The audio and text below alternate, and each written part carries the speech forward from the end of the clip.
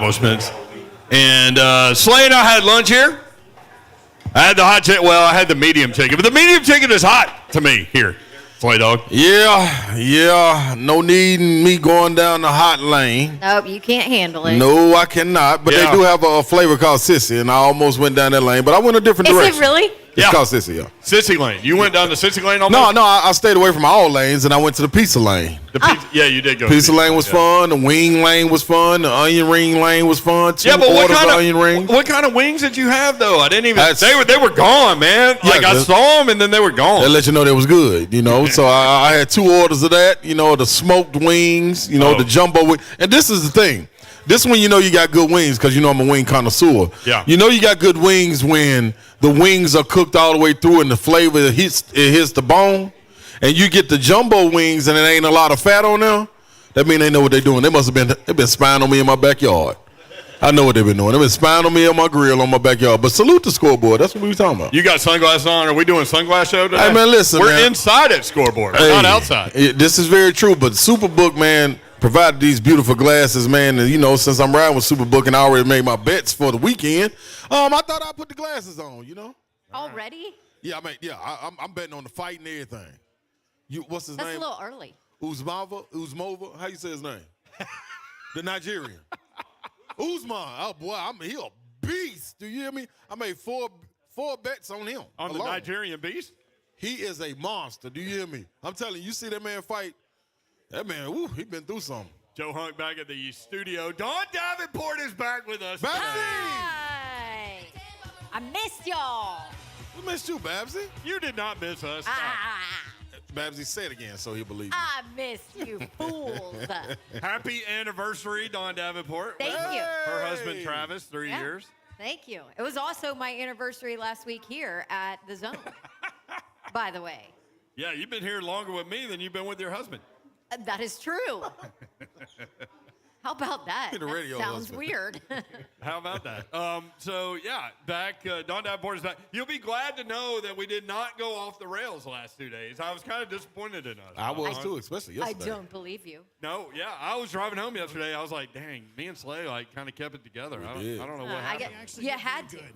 Yeah, Don, they actually did really good. Okay. Well, they kind of had to. They didn't have a choice. We had joint practice. Yeah, there was a lot going on. You guys had to actually focus. I'm very proud of you. We did have Todd Furman in studio who he always makes the joke that you're off more he's on the show more than you are. What? I swear, anytime he's in town, I'm gone. Yeah. I'm usually gone on his days that he's on. Yeah. It's weird. I promise I'm not gone that much. So he was at the Hutton Hotel, doing some CBS photo shoot or something. I don't know. Oh, well, ain't he fancy? Yeah. It was him, and I asked him if him and Alan Bell did one of those Owen Mills photo shoots with the sweaters and stuff, and he was like, no. I just did my own photos. He said Alan Bell did photos with other people, but I'm like, okay, Todd, superstar. Nobody wants pictures with Todd. So we tried to get a ride for him from the Hutton Hotel over to the radio station. We thought Jake and Brentwood would be a good choice, but I don't know about that. Nobody stood up, so we had to Uber him from the Hutton Hotel to the radio station, and then over to the Virgin Hotel, which you could see from our lanai, but it still cost me $30. You're kidding. No. I told him he should grab one of the Woo girls going by on one of the scooters. The little scooters and ride back with them. And ride with her. Mm-hmm. It would have made sense. Dang. I'm not sure his fiance would approve of that, but. Woo. There she is. Yes, I missed y'all, and now I am definitely ready for college football to kick off. I was at the ESPN College Football Seminar where everybody gets together. We talked a whole lot about everything going on and got to hear from, the experts on each conference and rule changes, and we kind of went through absolutely everything. So, speaking of rule changes, let me ask you something. Okay.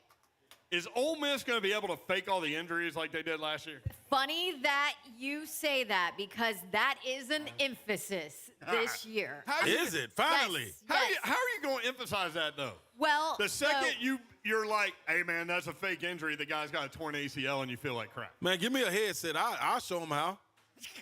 Just radio up to me, sitting in the stands, and I'll make sure everything is taken care of. My oldest son, Connor, and I were sitting behind the Ole Miss bench during the Ole Miss-Tennessee game, and literally the Ole Miss players, there were like 26 times where they came off the field. Yeah. They would come in, they would go in the tent, they would be smiling and laughing while they went in there, and then they would come. They would like literally take one step in the tent and come out.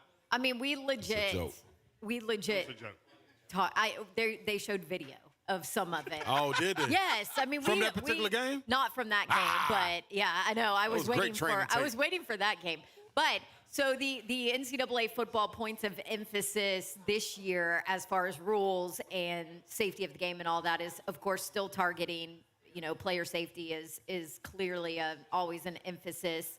Unsportsmanlike conduct and taunting opponents, which I love. I'm okay with that being in the game. But anyway, that's a focus. So watch, you might see some more penalties when it comes to taunting. Davenport's all for taunting. I'm all for it. Taunt players all you want to. Yeah, I mean, if you bowl over somebody, you should be allowed to get in their face and taunt them. That's Babson. I have not. I mean, with you. if you don't like it, don't let it happen. Listen. That's the whole. Well, they're running up the score. They put up 70. If you don't like it, freaking stop them. You're right, Babson. Yeah. See, like Tennessee fan used to get upset about Spurrier running up the score and everything, and I'm like, look, man, stop him. If you don't like it, stop him. No. Who cares? I remember I worked an Art Briles Baylor game back in 2013. They played Kansas, and Briles put up 70. Yeah. In Like the first half, score, probably. the final score was like 70 to, I don't know, 10 or something. And I remember like somebody on Twitter, I did a post-game interview with Briles. And, they were like, I can't believe that you're encouraging this, terrible unsportsmanlike performance of putting up 70. I'm like, stop them. If you don't like it, I think it was quite impressive and very entertaining for a game that was not close. Sixth grade CPA was playing sixth grade Catholic last night. And my man Drew Doherty got in the backfield and leveled a running back 2 different times in the fourth quarter. And both times he got up, flexing and yelling, let's go, where everybody could hear him. And I'm like, you're damn right. Do it. It's hard. It's hard to make that play. It is. Do it. You might have to temper him a little bit. Yeah, it kind of goes to Big Jeff during these like practices, right? You might have to temper it a little bit because Animalistic. Okay, so this was Slay. By the way, Ron Slay is here at What's Scoreboard. happening, good people? What's happening? I'm in the building. Hey, I'm in the building. I'm in the building. Definitely in the building. I'm in the Little building. sound I'm in right the here. building. So Ron Slay was at practice yesterday. This was his practice report. Ryan Tannehill had pretty balls. I did. Two of them. I did hear that. No, I heard that Slay said that. There were 2 humans. Well, they look like humans, sort of, at practice. To which I knew immediately it was Big Jeff and Derrick Henry. Slay said, I need to stop going on the field. I need to go, get in the stands to look at Derrick Henry. I don't need to be that close to him and realize that he's an alien. That's factual. You know what's so funny about Derrick Henry? Like, when I first went out to practice this year, training camp, I thought that he looked like trimmer. I heard you say Not that. smaller, but I thought that he looked, like he had maybe not lost weight, but just like even trimmed up. Like the even V more. was more of a V Yes. through his midsection. That- His arms are more ripped, though. Yes, and so what's funny is Blaine and Mickey today were talking about Derrick Henry, and they're like, I think he's put on weight. Right. But that just shows you, like, the enigma that is Derrick Henry, that I can look at him and think that he's trimmed up, and then they can look at him and think that he's put on weight and bulked up. You interrupted my take on Slay's take yesterday. Sorry. But that's fine. Hey, I haven't been here in 2 days. Welcome I have a back. lot to say. The other point that Slay made yesterday on his practice report, like all these people on Twitter, like cover the Titans, they offer these practice reports. I thought Slay's was best. Oh, thank you. Tannehill had pretty balls. There were 2 humans that aren't humans. And there was an offensive tackle for Tampa Bay that had a bunch of quarters in his back pocket. Yeah. Orders? Quarters. Because you need to call Bud Dupree jukebox. Because when he goes by, he just puts a quarter in. And go straight to the dance floor. With a Go quarterback straight to the is. dance floor. So he danced around him all night. I'm should calling be an him jukebox. analyst. You like it, Babs? Yes. Thank you. 100%. SEC Network, where are you? Yeah. Knock on the door. Hey. Lock the door. Real quick before we break, can I Somebody's knocking on wrap the up door. the feigning injuries thing? So Yes. this is how they supposedly are going to hopefully help it. Feigning They have injuries. had conversations with coaches and ADs and said, listen, this is a focus this year. This year, if it happens, instead of in the past, a school would complain, it would go to the AD of the school that was feigning injuries for that AD to handle it, right? Well, now it goes to conference commissioner. Hey. So if Ole Miss starts AD. feigning injuries, Greg Sankey is the one that Oh, is dealing yeah. with it. And then the coaches have all been told, listen, if this is not resolved this season, next year, because of the 2-year rules change Mm-hmm. cycle, next year, an in-game solution will be implemented. Beautiful. As in a penalty for feigning injuries. So if you don't clean this crap up this year, next year it's going to be an actual rule. I So love Josh it. Heupel is probably like, hallelujah. Man, what? By the way, Josh Heupel yesterday said that the football team would outscore the baseball team. So we did the math. 48 points per game is what it would take to outscore the baseball team from last year. That's a lot of points. I mean, that's totally doable, right? I mean, By the they way- score in 1 minute. Like, yeah. Will Bowling is out here. Rich Ferris is out here. Kirby is out here. Robert, Big Bert is Bert. out here. Art. Slade and I were eating, and Robert walked by. Slade goes, I think that was Robert. Look like Bert. And I said, Bert. And then we have a new promo tech. I'm going to have to learn her name in just a second. Hey, what's Hi, how are you? what's your name? Cassidy. Cassidy. You know Cassidy. There you go. Hey, There she Cassidy. is. Give me some, All right. Cassidy. You know who else is going to be out here? Bomb. Who is going to be out here? You tell me. Rondae Barber is Yeah. going to be here. He's in the building. He's in the building. He actually is here, and he's going Uh-huh. to 3-time All-Pro. 5-time Pro Bowl. 3-time All-Pro. You know how hard it is to be an That's All-Pro? Totally different level. Y'all can come meet him. Totally different. Come say level. hi. He's here. I don't know what. Say hi to Slade, He too. might be eating I'll be hot here. chicken. I don't know. Rondae Barber will join us next, live from Scoreboard, thanks to Superbook Sports Tennessee. tn.sportsbook.com is how you get these guys. We'll be right back. 3HL 1045 The Zone. Hi, I'm Ryan Home Kelly. loan expert Thinking and you need a Music big down City payment to coming buy a up in house? Lake. Well, you Hey, don't. Ryan, So stop Ryan searching says for the about a money. lot of things. At thehomeloanexpert.com, you can get you in the home of your dreams with no money down. Get What's up, pre-approved good people? today Let at me tell you how to put some money in thehomeloanexpert.com. your pocket. Some money in your pocket. Soon as I get my sheet, I tell you to put some money in your pocket. Here we go. What's up, people? It's Ron Slay. You know who it is, man. I'm talking about interest rates, refi, cash out refi, purchases you can't miss. All of it can be taken care of right now with Ryan Kelly and the HomeLoanExpert.com. You get on there, hit them up, and you know for a fact, from new home loans to refinances, get competitive rates, top-notch customer service, and approved with the 5-minute loan approval at thehomeloanexpert.com. 10-day closing guarantee. You know that's right there. You cannot miss it. Your biggest asset is your home, people, so you may want to tap into your home to get some money out to pay those debts and credit cards off, everything you can be looking for. Maybe you even want to get some things redone to your house, like get a pool in the backyard. Home is your biggest asset. Get thousands of dollars in your pocket. How? I just told you. Ryan Kelly and the HomeLoanExpert.com. That's Ryan Kelly and the HomeLoanExpert.com. This is 59. Right on time. What time? Well, I got 1 minute. on vacation. 1 minute till Music City. Unwanted What's up, big dog? intruders. Set up timers for lights to turn on and off. Make sure your grass is cut and your yard is tidy. Stop your mail from being delivered and ask your neighbors to pick up your papers and Say packages. you damn near The got a idea is to make it look like you are home while you are away. Rookie- If you are now, in what need of is a it, second security year? system, NCAA can help you out. Our landline Luckily, monitoring Coach is T and y'all had a good relationship. Also known as wireless, is only $19.95 a month. I said, At oh, NCAA, no, we say it convert ain't your so. existing system or install a new one, and you still get local 20. for All right, bet. price. We have no long-term contracts and never lock out your equipment. Please visit our website at nca.ca. Who is it, Music City where you can Autoplex? see if your existing system is compatible or where you can build a quote for a new security system. Call us 10. Word. 1-777-7NCA. Ready to roll. That's 615-777-7622. Go. License number. What's up, people? Now, listen. I know we all hearing about inflation, and everybody is thinking, man, I got a lot of money to spend, man, a lot of money not to spend, too. So what are you going to do? You gonna just trust the car you got sitting in the driveway? Is it good? Is it working for you? I got the place you need to go to. Music City Autoplex, man. 2430 Gallatin Pike North. Just 15 minutes from downtown. Make it real easy to go in there and browse and see exactly what you're looking for. They want you to trade in. Yes, you can trade in your car, where they will give you an extra $500,000. I almost told you $500,000. That was going to be wrong. That's a lie. I'm going to tell you the truth. $500 guaranteed on any written trade offer. I promise you it'll be right. Music City Autoplex also can help. You get the approval you need for your purchase because of their relationships.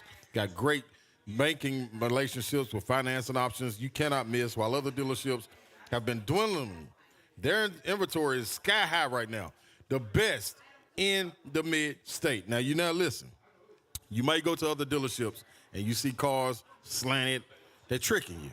The car lot is not full, people. Go to Music City Autoplex. I can guarantee you it's going to be everything you're looking for. That's the uncommon dealership. Music City Autoplex. Go get your dream car right now, today. That's how I'm going to leave it with you. MusicCityAutoplex.com. Go get your car. Hey, Slay. Did you give me anything? Look at my text message before you say anything else. You didn't give me no Look at my time. text message.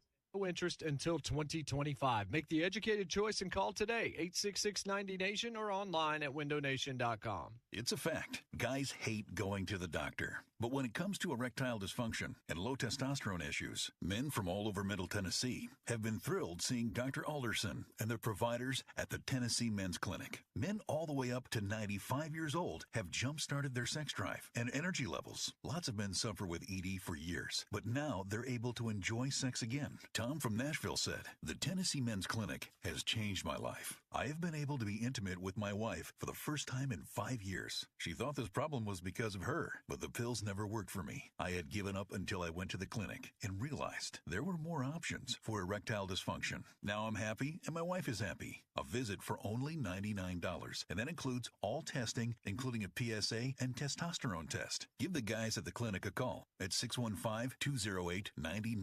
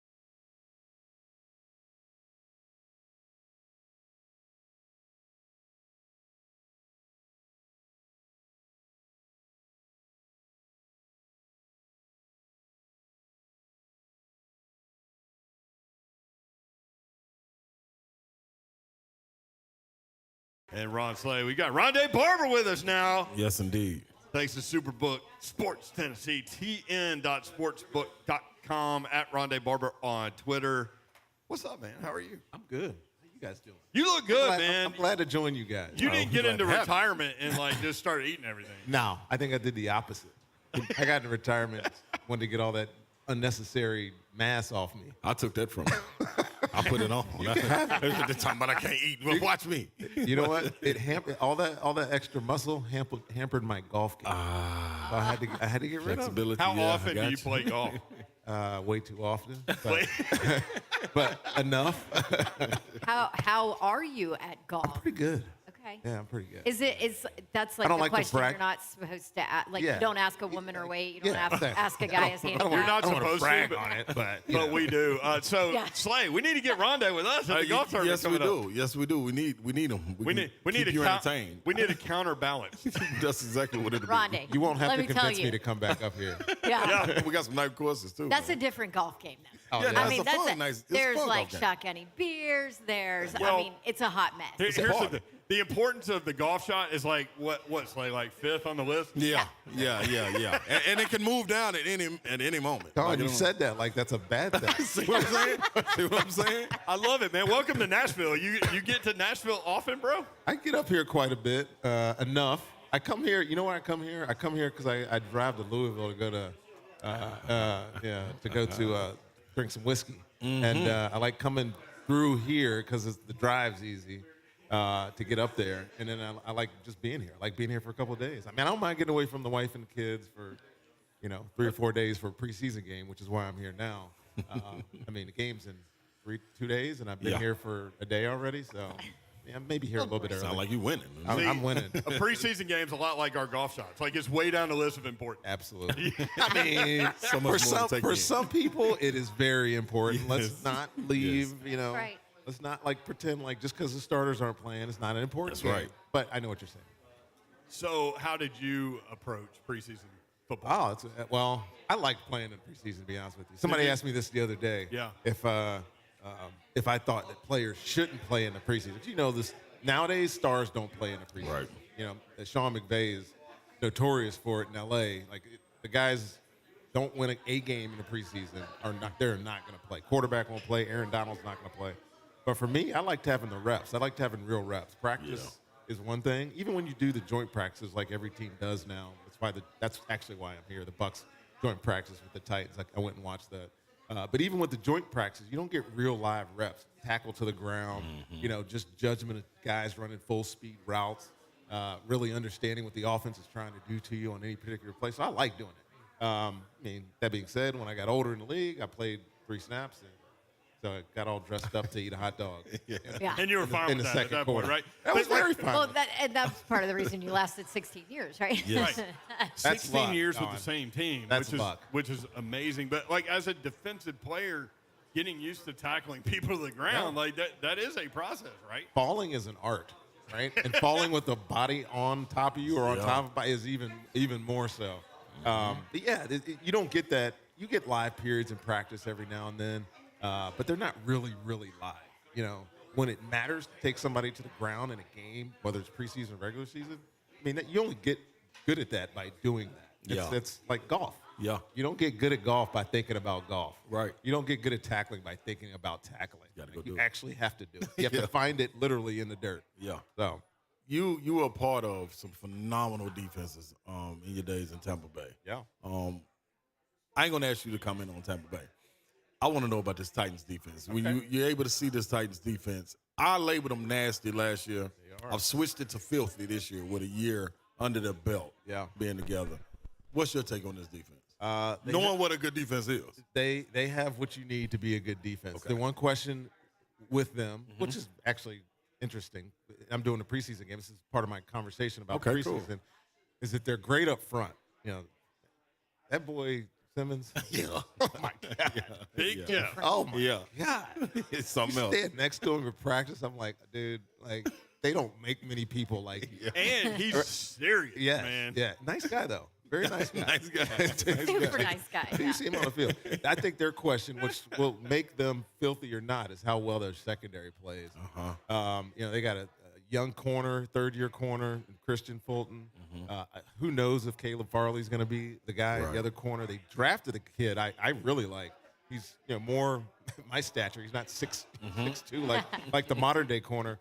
But if that unit can be better than they were last year, because this was a team that dominated the run game last year. They got a bunch of sacks out of their front seven, but they struggled covering passes down the football field, and that needs to change for them to be as good a unit as you're claiming them to be. Now they have the best safety in the league. Right. Yeah. He's Great praise right there. He is the best safety in the league. Yeah. But to me, turn the ball over at the corner position. They need to get a little bit better at that. Let's stick with Kevin Byard real quick. How amazing is that story, right? Like, Yeah. third-round pick, but wasn't invited to the combine coming out of MTSU. Yep. His number's going to get retired from Middle Tennessee State at the end of September. Just a phenomenal story to turn himself into that guy. Well, it's funny you say that because I remember the year he led the league in interceptions, right? And I was literally saying, who in the Deion So Sanders is did the same. Deion. So Deion what didn't Deion know was either. too, yeah. and you kind of I don't know, excuse it as an anomaly. Like, he got lucky. You don't just have 10 interceptions to get lucky, by the way. But you put the film on, and I started studying, and I'm like, okay, this guy does almost everything really well. Right. And over the years, the last 2 or 3 years, he's just continued to get better and evolve his game even more. So to me, he's the best doing it right now. There's some other guys, obviously. The kid in Buffalo's a pretty good player too, but our guy, Antoine Winfield, he's got off to a pretty good start. But to me, the standard for the position is that guy. And the fact that he was undrafted out of Middle Tennessee, or didn't get invited to the combine out of Middle Tennessee is par for the course because nobody paid attention to those little schools. Now, they do. Now you can be at any school, any little school, and get your time and get invited to the combine. But it's a testament to him. Obviously they knew his talent. They drafted him in the third round. They knew they were stealing him. Yeah. Is what it was. Everybody wants to steal. Can you imagine in the draft room when they're like, oh, here we go, turn in the card. Nobody else knows. Right. Nobody else knows. Get him. So what stood out to you watching this joint practice between the Bucks and Titans? What was it that you noticed, either team? So I've been here a couple of times. The new facility is what I noticed. Really? Yeah. I went nice. I went to John Robinson, the GM's office. It might be the nicest office of every office of any NFL team in the league. It's really cool. Just how physical they are. That's why they are the team that they are. Obviously they had their letdowns last year in the playoffs to Cincinnati. Cincinnati ended up being a pretty good football team. Right. But they win by being physical, not only in the run game, and it shows up on the offensive line. It shows up on their defensive line. And I didn't get to go to practice yesterday. I showed up a little too late. But I watched the film from practice yesterday. They took it to Tampa yesterday in practice. And I'm sure you've heard the sound bites. Everybody's talking about it. And they lethargic because they came off the plane. Whatever. They got beat up yesterday in practice. A little bit better today. But Mike Vrabel has a way of bringing out physical nature out of anybody. And essentially, if you're not that guy, you're not going to be on his football team. Yes, sir. That's just how he is. And you just got to respect him for being that kind of guy. Does it with the media too, I Right. think. Right. Well, I know Mike. My godfather of my kids went to school with him in Ohio State, Greg Cosell. And so I'm like, I think I'm cool with it. I'm doing games for Fox a couple of years ago. And I sit down with them. It's like, hey, he goes, what can I help you with?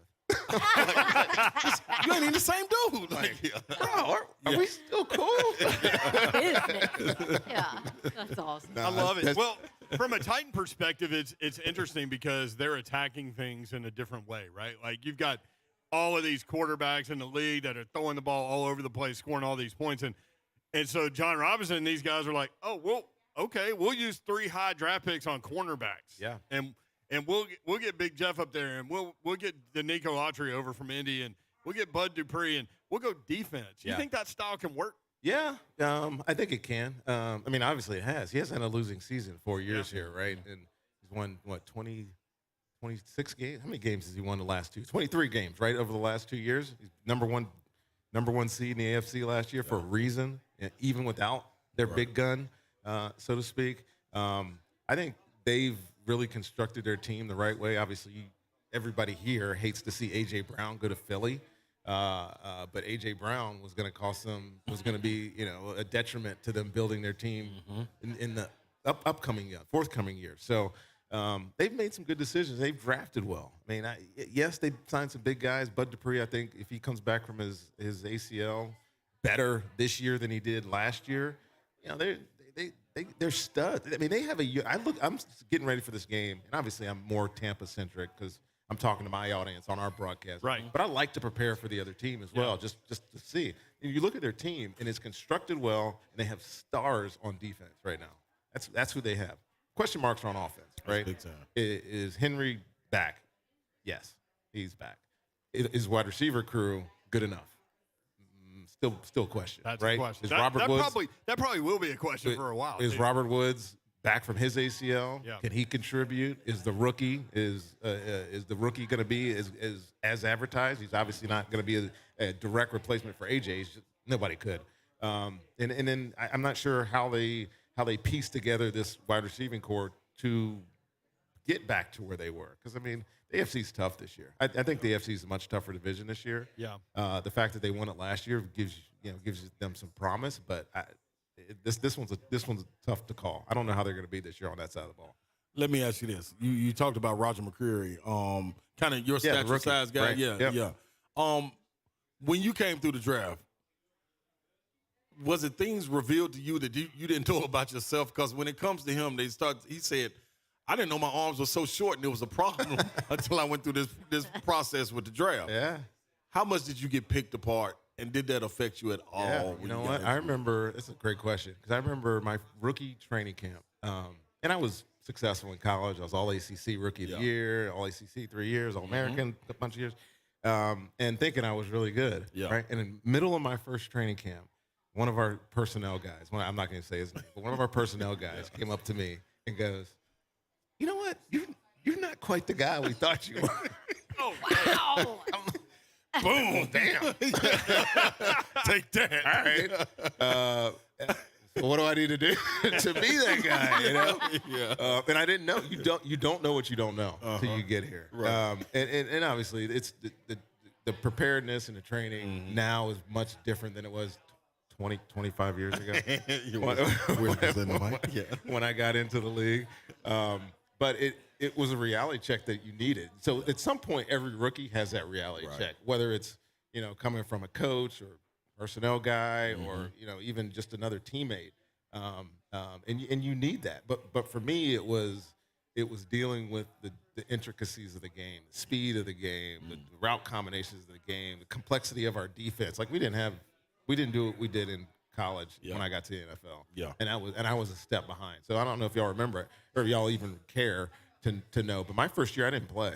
I only played one game my rookie year. I did not realize that. only dressed for one game my rookie year, and it was against. Ironically, it was against Arizona, and the Titans now wide receiver coach Rob Moore embarrassed me, and our team didn't want me to play the rest of the year. But however, it was a learning lesson, and thankfully I was a high enough draft pick. I was a third-round draft pick, so they kept me around, and it allowed me to train and more perfect my craft throughout that rookie year, and then my career took off the next year. Wow, that's amazing. And I mean, you kind of whispered 25 years ago, but it's interesting because I feel like, and it's probably different in the college game now too. Like you don't see the develop and then earn your starting spot and all of that. And obviously a high draft pick is going to have more time in the NFL, but how different have you seen kind of this league as a whole from, I mean, think about it. If they were done with you early and then a 16-year career doesn't happen, you know, or how different have you seen kind of this game alter and change? There's definitely not as much patience. Yeah. At all. I mean, you're either in it or you're not, and they'll get rid of draft picks now too. Yeah. it doesn't matter. Like, I mean, does Fitzpatrick? Who's your 2 or 3 drafts ago? Your right tackle's no longer in the league. The guy that John drafted. That was he became a rapper and went on a boat in Miami. It's like Big a panda. it's like a problem position for this team. Although y'all did draft, ironically, and this is another one of my talking points because this kid went to school with my daughter. y'all drafted Nick Petit-Frere out of Yeah. Ohio Ohio State. State, Yeah. What do you think? Berkeley prep kid from Yeah. Tampa. Okay. I like him. He started at left tackle last week. I watched that game. He started left tackle. I think they're expecting to be right. Obviously, Yeah. Taylor will be a left tackle. Yeah. He was kind of a slow burner in college. Yeah. But then his last 2 years at Ohio State, he was pretty damn good. I think they've been impressed with how quickly he's developed Yes. too Yes. at this point. And Yeah, I put mean- himself in the mix. Yeah, You know? he may or may not start. I was talking to a couple of the guys over there today. Like, hey, he's got a chance. And selfishly, obviously, I know the kid. I hope he does. But he's a talent. And so to your point, you either make it quick now or you're replaced. And I don't know if it's because of the way the salary cap is structured now, where you have the option after 4 years to let a kid just go. Like, you don't have to sign them up for a fifth-year option if they're a first-round draft pick.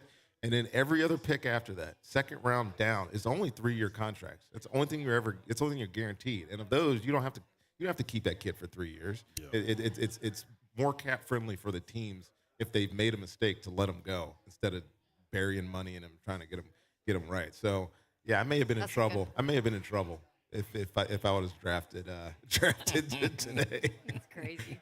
You got like 10 more minutes in you, or do you need I'm to roll? Okay, Rondae Barber with us live from Scoreboard Bar and Grill out at Aubreyland Superbook, Sports Tennessee. We'll talk about your podcast that Slade mentioned with your brother coming up and get more of your take on the Buccaneers and the Titans as the Tennessee Titans and Tampa Bay Buccaneers practicing together yesterday and today. Preseason game coming up on Saturday. This is 3HL 104.5 The Zone. I'm Ryan Kelly with thehomeloanexpert.com. Banks are great for car loans, but when you need a home loan, you need an expert. We'll get you pre-approved the day you call in, lower rates, and with our 21-day closing guarantee, you'll be in your dream home in weeks.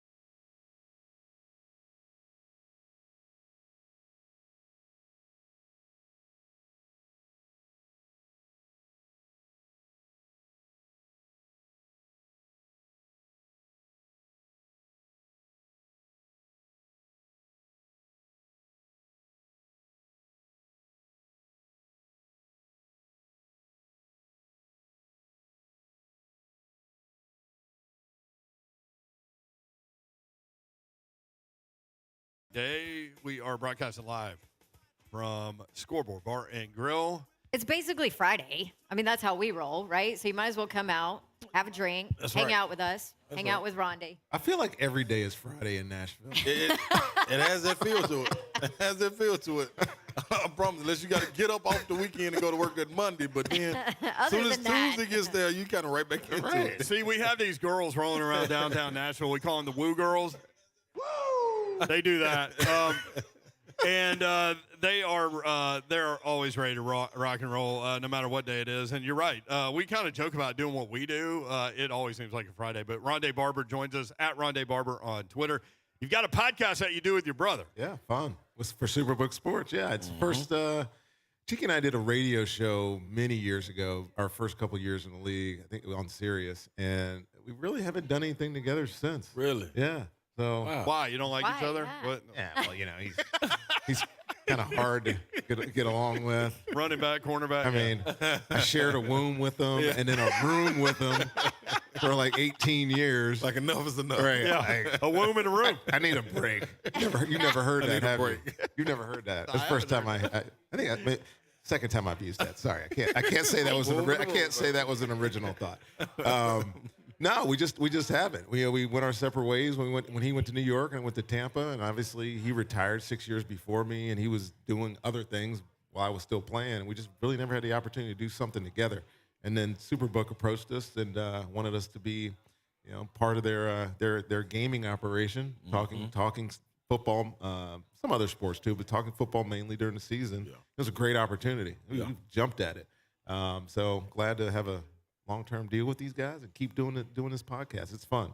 Us and Ron Kruk. Ron Kruk's great. I'm with it. So we enjoy it. Let me ask you this: does it ever come in your mind when you're doing the Superbook?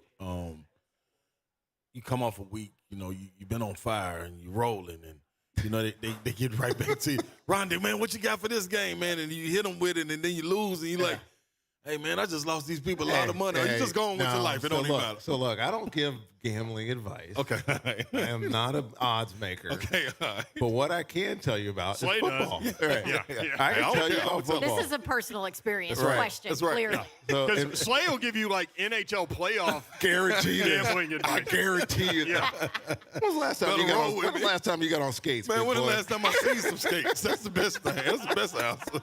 I'm trying to get on the glass and drink beer. I ain't touching no skates. You can bet on that too, I'm sure. No, we talk football. Jake and I get on there and just talk football. We talk about what we think's going to happen in the game, and obviously we the lines are laid down. So we talk about whether or not we think that's a good line, whether or not take the over and under, whatever. But we're not telling anybody to bet anything. We're talking about whether or not the Buccaneers are going to beat the Titans on Saturday. That's how we approach it. Okay. You can take our advice, or You ain't got to. Yeah. tell us to bug off. Information. You're right? just educating. Yes, educating the masses. Yeah. Nothing wrong with it. Are the Titans going to beat the Bucks on Saturday? Probably. Who cares? Who cares? We actually had a good game last week, right? It was no starters played for either team. Tampa, Miami. And it was the best preseason football game I've done it. I've been doing this for 10 years now for the Bucks. The best game I've had, and it came down to a last-second field goal. Yeah. And it was not that you guys care up here, but rookie or second-year kicker was lining up. Borgals lining up, iced him. He kicks it, makes it. Right, this kid's made everything. He got huge legs. It was a 45-yard field goal. Right.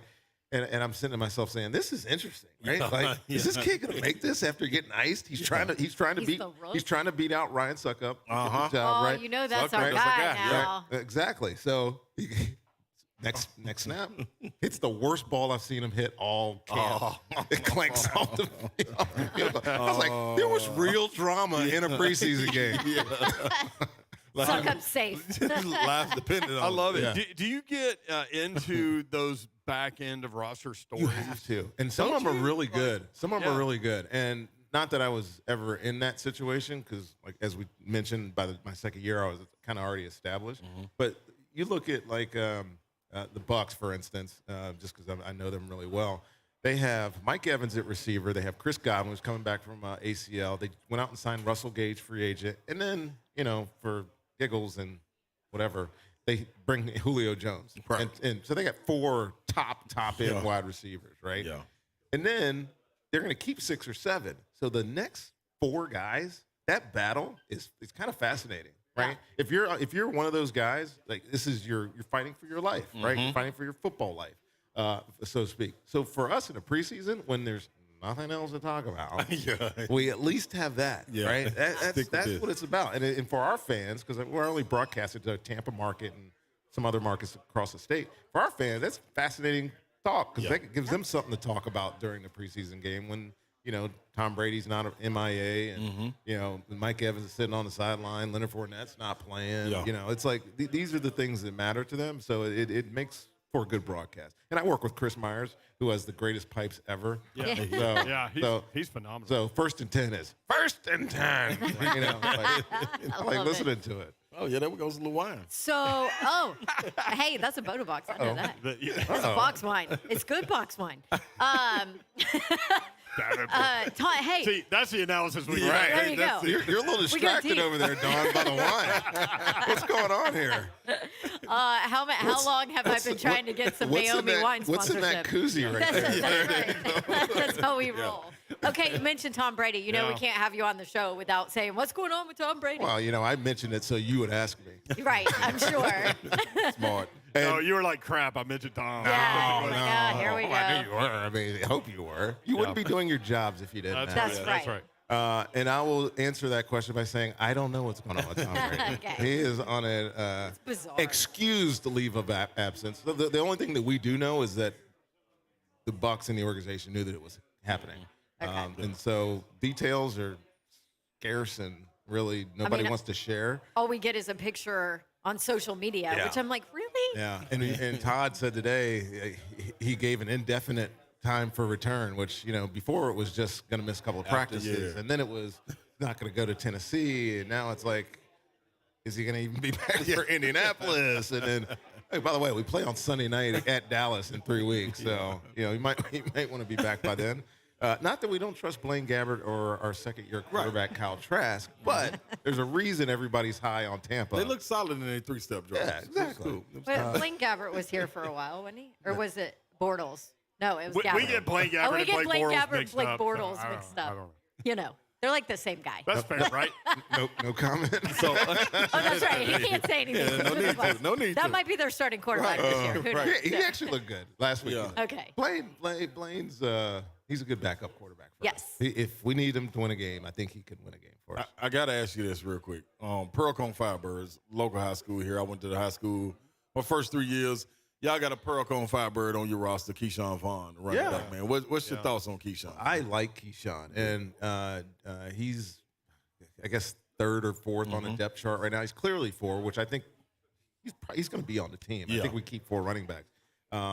Last year when he had an opportunity, I think it was Carolina game to start, you saw what I think the team was expecting from maybe the year before. Right. He showed some of that burst. He had a long touchdown run. He can be valuable in the pass game. He can do all 3 aspects. He can run, he can block, catch out of the backfield. That's what you're looking for. His challenge right now is that we drafted a kid in the 3rd round from Arizona State, Rashad White, who looks the part. Looks the part. I mean, he is a stud. And obviously, Leonard's 1. I think Rashad is probably 2. And then Keyshawn's issue is we brought in Giovanni Bernard last year, and Gio was that 3rd down back. He's that role. They brought him in for that. Yes. He's been hurt a little bit, which gives Keyshawn an opportunity, and he should take it. He's going to get a lot of playing time Saturday. That's good. And it'll be good to see him, take your chance. I mean, that's all you ask for in the NFL, right? Any sport. Any sport. Give me a chance, and if you take it, you deserve it. So. Can you beat Tiki in basketball? You know what? We didn't play basketball. Y'all had to be. Y'all had to be at the center. Y'all had to be somewhere now because we're gonna see Tiki again. I take that as a no. I should have asked Tiki at the Army Navy game. Yeah. That's my fault. You should have. Don't worry. You know what he would have told you the same story. He would have said, when we were in 6th grade or 7th grade, I don't remember, 7th grade, 6th grade because it feels better because I was younger. We didn't make the school basketball team. We could not make layups. Fastest kids on the team, play great defense, and couldn't get them all. So There was room for improvement. Let's put it that way. That's cool. That's cool. We high started ceiling. wrestling, so we went and wrestled. Hey, there you go. Okay. And turned into really good wrestlers, and never went back to basketball. Wow. So for That's what's up. the next That's 4 what's years, up. we just wrestled. Through basketball. Rondae Barber at Rondae Barber, Super Bowl champ, 3-time All-Pro at Betting with Barbers podcast. Thanks for hopping on, man. Cheers, guys. It was fun. Appreciate you. Yep. Have fun downtown. Yeah. I will. Don't worry. I'm gonna head to Nashville Barrel here in a little bit. I love it. There we go. Shameless plug. Austin Stanley with A to Z Sports will join us next as he is here live at Scoreboard Bar and Grill. This is 3HL 104.5 The Zone. Hi, I'm Ryan Kelly. Is it time for some updates around the house? Last year, our average client received over $52,000 with a simple cash-out refinance. Let's make those home remodeling projects a reality. Start now at thehomeloanexpert.com.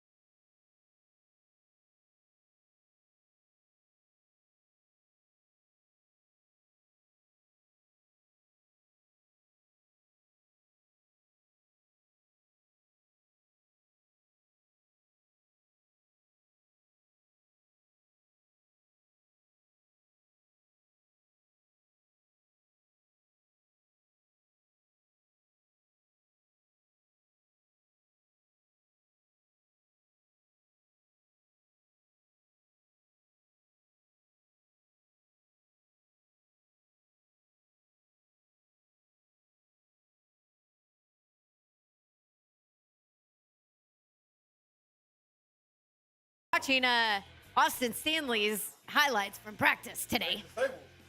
Austin Stanley, oddly enough, joins us now from A to Z Sports. So Logan Ryan got work a little bit. Yeah, my 2 rookies. Oh, hold on. Hang on. Kirby. Kirby, that's the 0 for 2. 0 for 2, Curbs. Yeah, Logan got cooked by 2 rookies in 2 different ways. First, Kyle Phillips finessed him, and then Hassan Haskins ran through him. Man, Kyle Through Phillips worked him. Worked.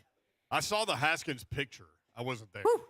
But I saw the Haskins picture where he's kind of – I don't think he is meaning to stand over him necessarily. I just don't think that he's finished his run. No, yeah, But that was finished through the defense. Yeah, that's exactly what that was. That was we just talked to Rondae Barber, who was like, this Titans team is physical. Mm-hmm. Hassan Haskins is physical. I don't think I've seen an open field hit like that in training camp and ever. Like, that never happens. Like, what? Not even in joint practices. Yeah. I mean, Hassan Haskins brought more than Fournette did at the very end of practice when he punched Simmons. So, I mean, Did you see that? Like, what did he just physically explain it? Okay. Last play of practice. Again, 2 days, Fournette had not stopped talking. Simmons had not stopped talking at each other. I would expect nothing less. Last play of practice, horn sounds, Fournette charges, throws punch, everybody just swarms, and then Vrabel's right there in the middle of it, and then everybody inside. Practice over. Everybody inside. At least he waited till the end of practice. You know, he didn't guess so. disturb practice. Yes. So not a lot of post-practice interviews from players today because they all went inside really fast. I could see that. Yep. What'd Vrabel say? I actually did not listen to Vrabel today in full because I had a couple things to do upstairs. But I did hear him say Caleb Farley had a great bounce-back day, which he did. He's had several. Had a pick, right? Yeah, he had a pick in the end-of-game situations that they did. So I think it was off of Gabbert throwing deep for the end zone with a few seconds left. So that interception to win the game type of situation. He had a couple wins in one-on-ones that were impressive as well. And another pass breakup at the very end, right before the Fournette punch. That was the last play of practice. Farley breaking up a ball in the end zone to end practice. So Caleb had a good day today. So you've been out there a lot. Sorry. Don. Yes. But like, what have you seen from him, from Caleb From Farley? Yeah. So yesterday, on Wednesday, for example, he got worked in a one-on-one by Darden, who is a 5'8", 170-pound receiver. Caleb Farley is 6'2", 215. Yeah. So what I see from Farley is that when he goes up against a bigger, more physical receiver, he plays better. He struggles against the quickness. He doesn't play as low as he needs to, and I think that's just from learning the corner position. He's only played 25 games at corner in his lifetime. Isn't that crazy? Yeah, and like so people forget he came in as a wide receiver. Right, and a wide receiver, you have to lower your hips to get out of breaks and all that, but you stay low as a corner and moving backwards and forwards and changing direction and reacting to a player where, as a wide receiver, you're dictating where the corner reacts. And also coming off injuries that affect your ability to do that, at least mentally, even if you're fully healthy. Yeah, like there was a play in the Ravens game where he made a nice break on the ball, but you saw like a slight false step in his breakdown towards the ball, and it feels like, okay, that's a still recovering. I had ACL surgery 10 months ago type of false step. Yeah. That position as a whole, that corner position for the Titans, how do you feel about where they are? They're very talented, and they all have different skill sets. Farley's got the length. Fulton is all over the place, fluid, and Roger McCreary is just very sticky. He's all over the place.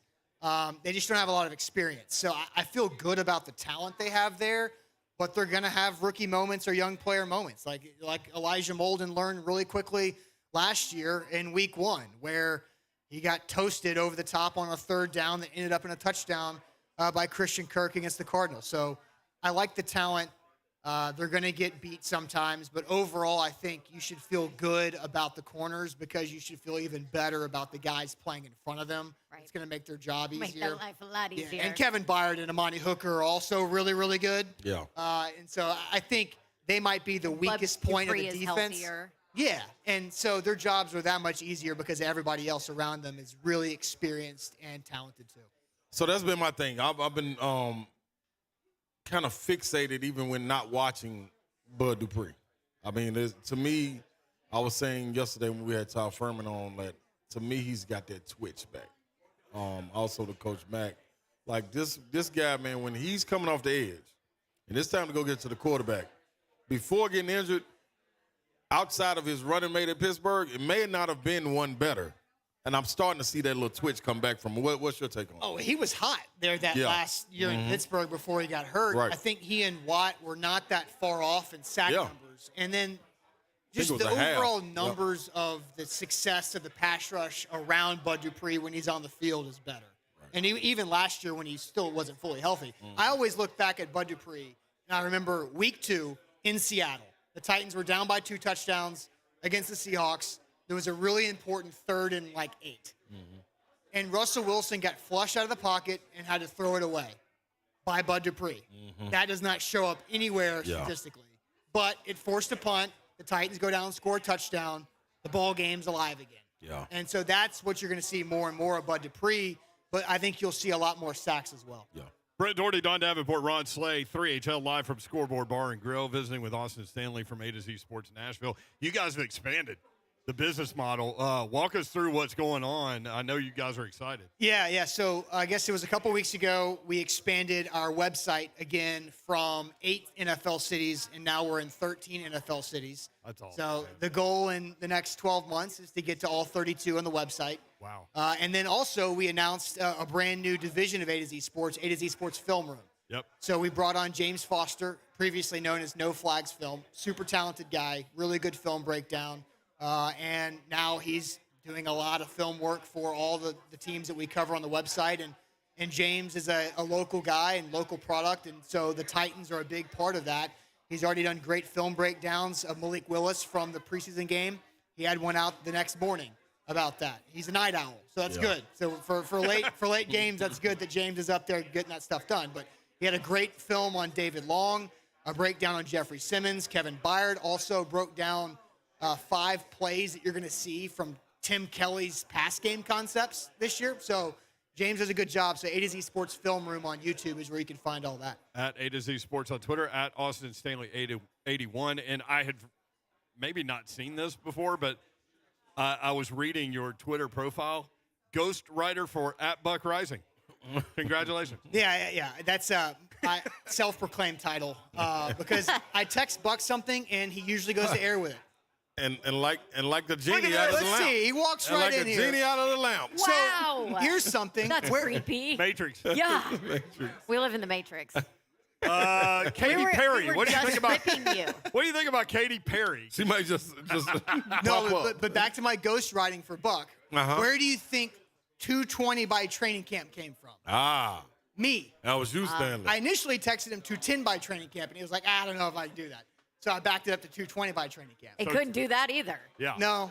But he got there eventually. 226. So now it's 200 by opening day. Is that what it is? I can't remember what he said. Yeah, well, you don't need to. No, it won't happen. So right tackle. Everybody's talking about right tackle. So Dylan Radez, Nicholas Petit-Frere. How do you break this down? Whew. It needs to be Dylan Radens, I think, for the whole franchise. They just need him to take that job and win it. So then NPF can be the left tackle of the future or your Dennis Kelly swing guy, because that's what they loved NPF the most about him, is that in games at Ohio State, he would go from left to right if they had to have it. Yeah. And so he's got the intelligence athletically and mentally to do that. Dylan Radens has to figure out his pass blocking.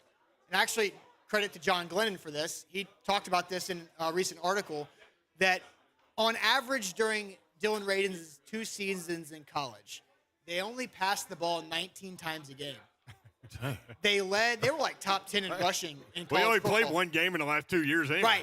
Right, on top of never having pass sets. Yeah. And so if you run the ball a lot, your play passes or your play action goes into that too, which is not a traditional pass set. So he's got a long learning curve.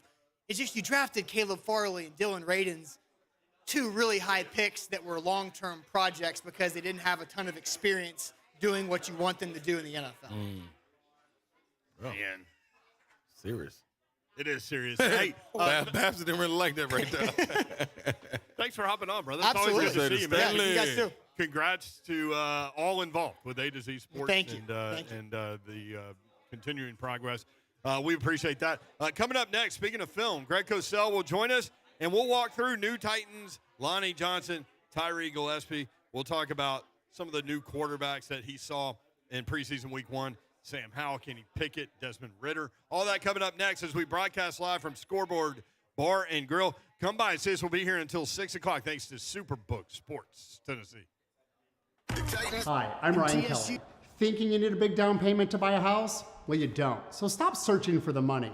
At thehomeloanexpert.com, we can get you in the home of your dreams with no money down. Get pre-approved today at thehomeloanexpert.com.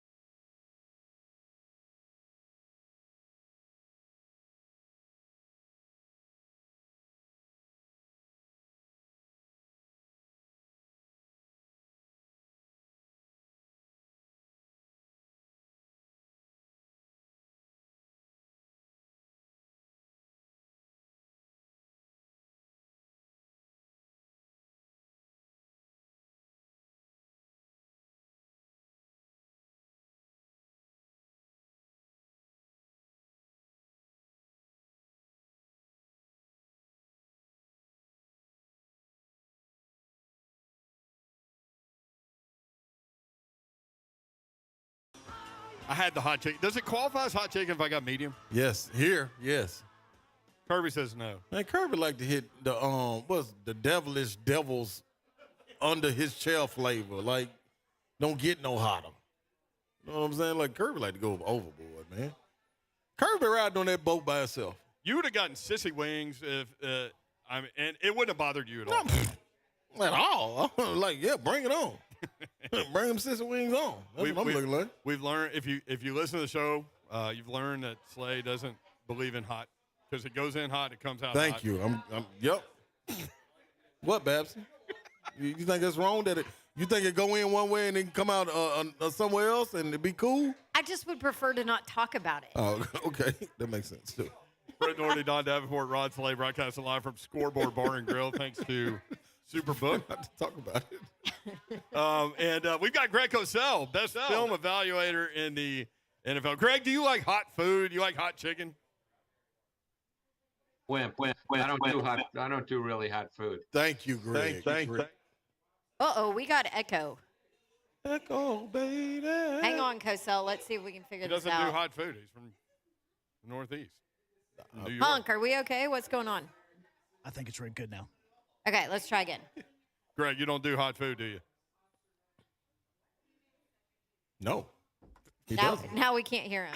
He don't do hot food. He said he don't. I heard him. And I agree with him. Listen, if we don't get Greg Cosell, we're going to get Slay evaluating. And I bet Greg's reasoning is the same as mine. You know what I'm saying? But he would have had to try it if he was from Nashville. But since he's in the Northeast, he get a pass. 3HL 1045 The Zone at 3HL on Twitter. You can watch the show live on YouTube, Twitter, Facebook Live, and Twitch. Twitch, please. Thank you. That one was passionate. yeah, I'm like, why is crap not working? Let's go. Meaningful. This time it's not Kirby's fault, I don't think. Kirby. Yeah, Kirby's just been standing there All right. I have nothing to do. thinking about hot All food. right. All right, Not Kirby's fault. Slay, Hunk, what's the deal? Yeah. Did Slay, he say that over the air? He said, yeah. Because let me just tell you what he just said. Yeah. Yeah, what? Okay, here's the truth. People have come into the studio, they've messed with crap, and now crap isn't working. And Davenport's back just in time for all this. If you're Perfect watching timing. on Twitter and Twitch and YouTube and all of those things right now, you'll see my face. It's not amused. It's kind of dark, though, so I really can't see your expression. Oh, let me help.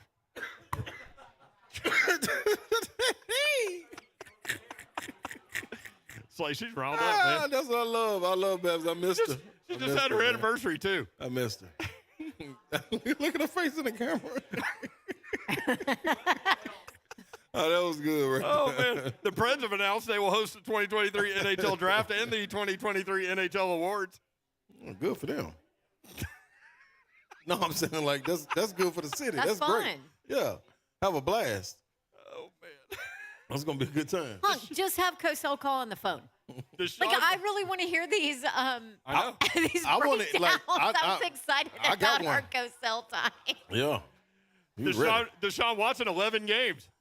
Why do we even have this arbitrator person that gives 6 games? Like, why do we even have her? I don't know. They were not given accurate information. I'm just jump out there on the limb.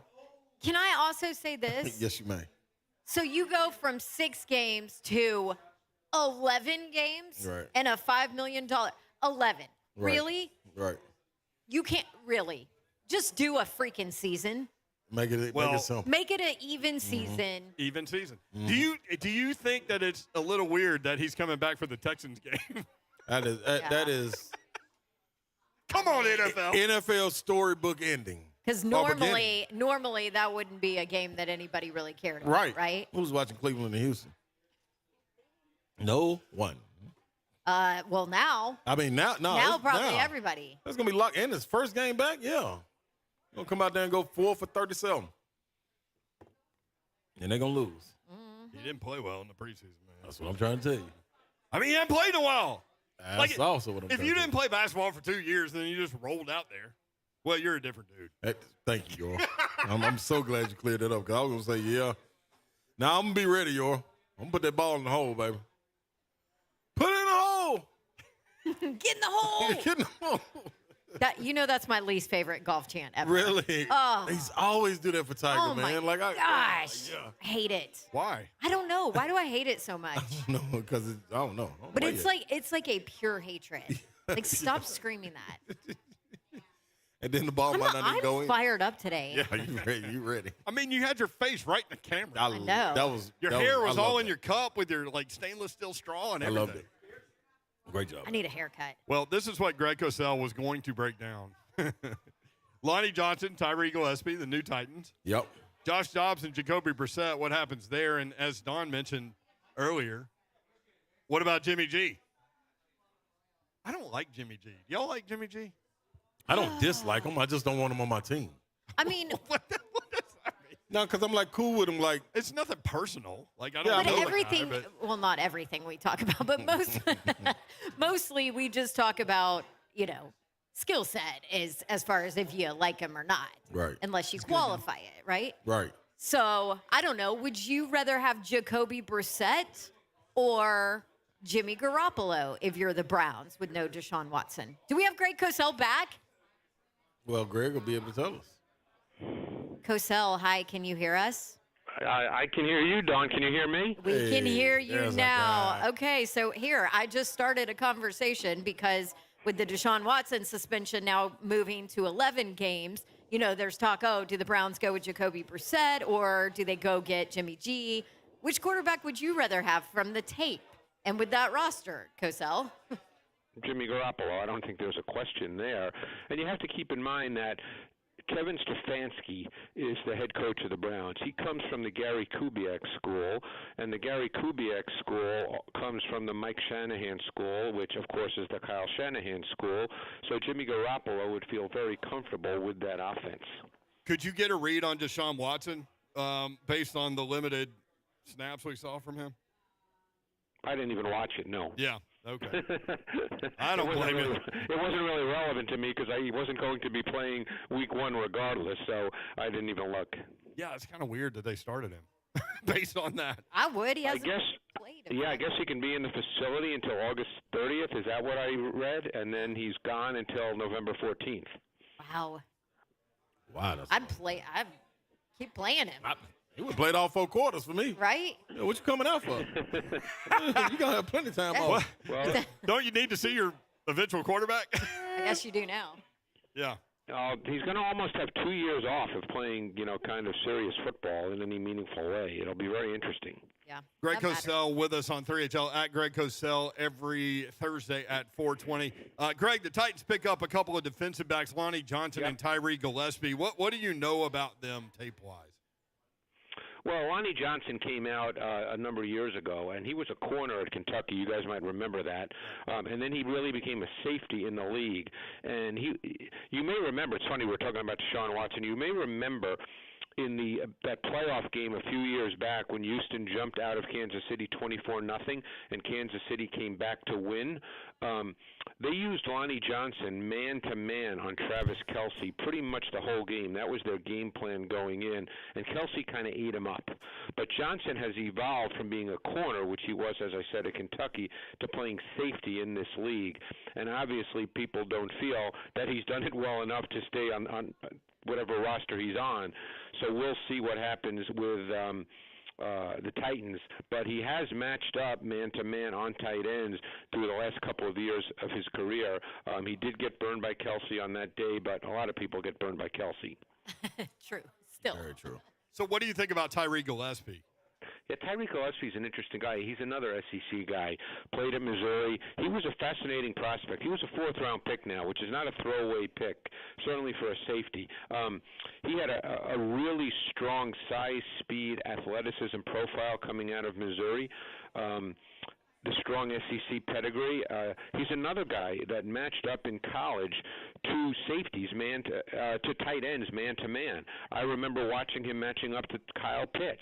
So, I'm wondering if they're looking for a guy to replace Cruikshank, because when last year, toward the last part of the season, he became the tight end matchup in their dime 6 defensive back packages, and obviously rosters at this time of year, there's so many guys, and there are some guys I'm not even sure who they are, on a lot of teams. But, I know they started to sort of settle in last year playing dime and playing man, and Cruikshank was the tight end matchup. So maybe they're looking for someone who can fill that role. Greg Cosell with us on 3HL, at Greg Cosell on Twitter. Let's talk about some of these young quarterbacks. You good with that? Because I watched all those guys. Yeah. Oh, great. Okay, let's start with Sam Howell because I was not sold on him in college at all.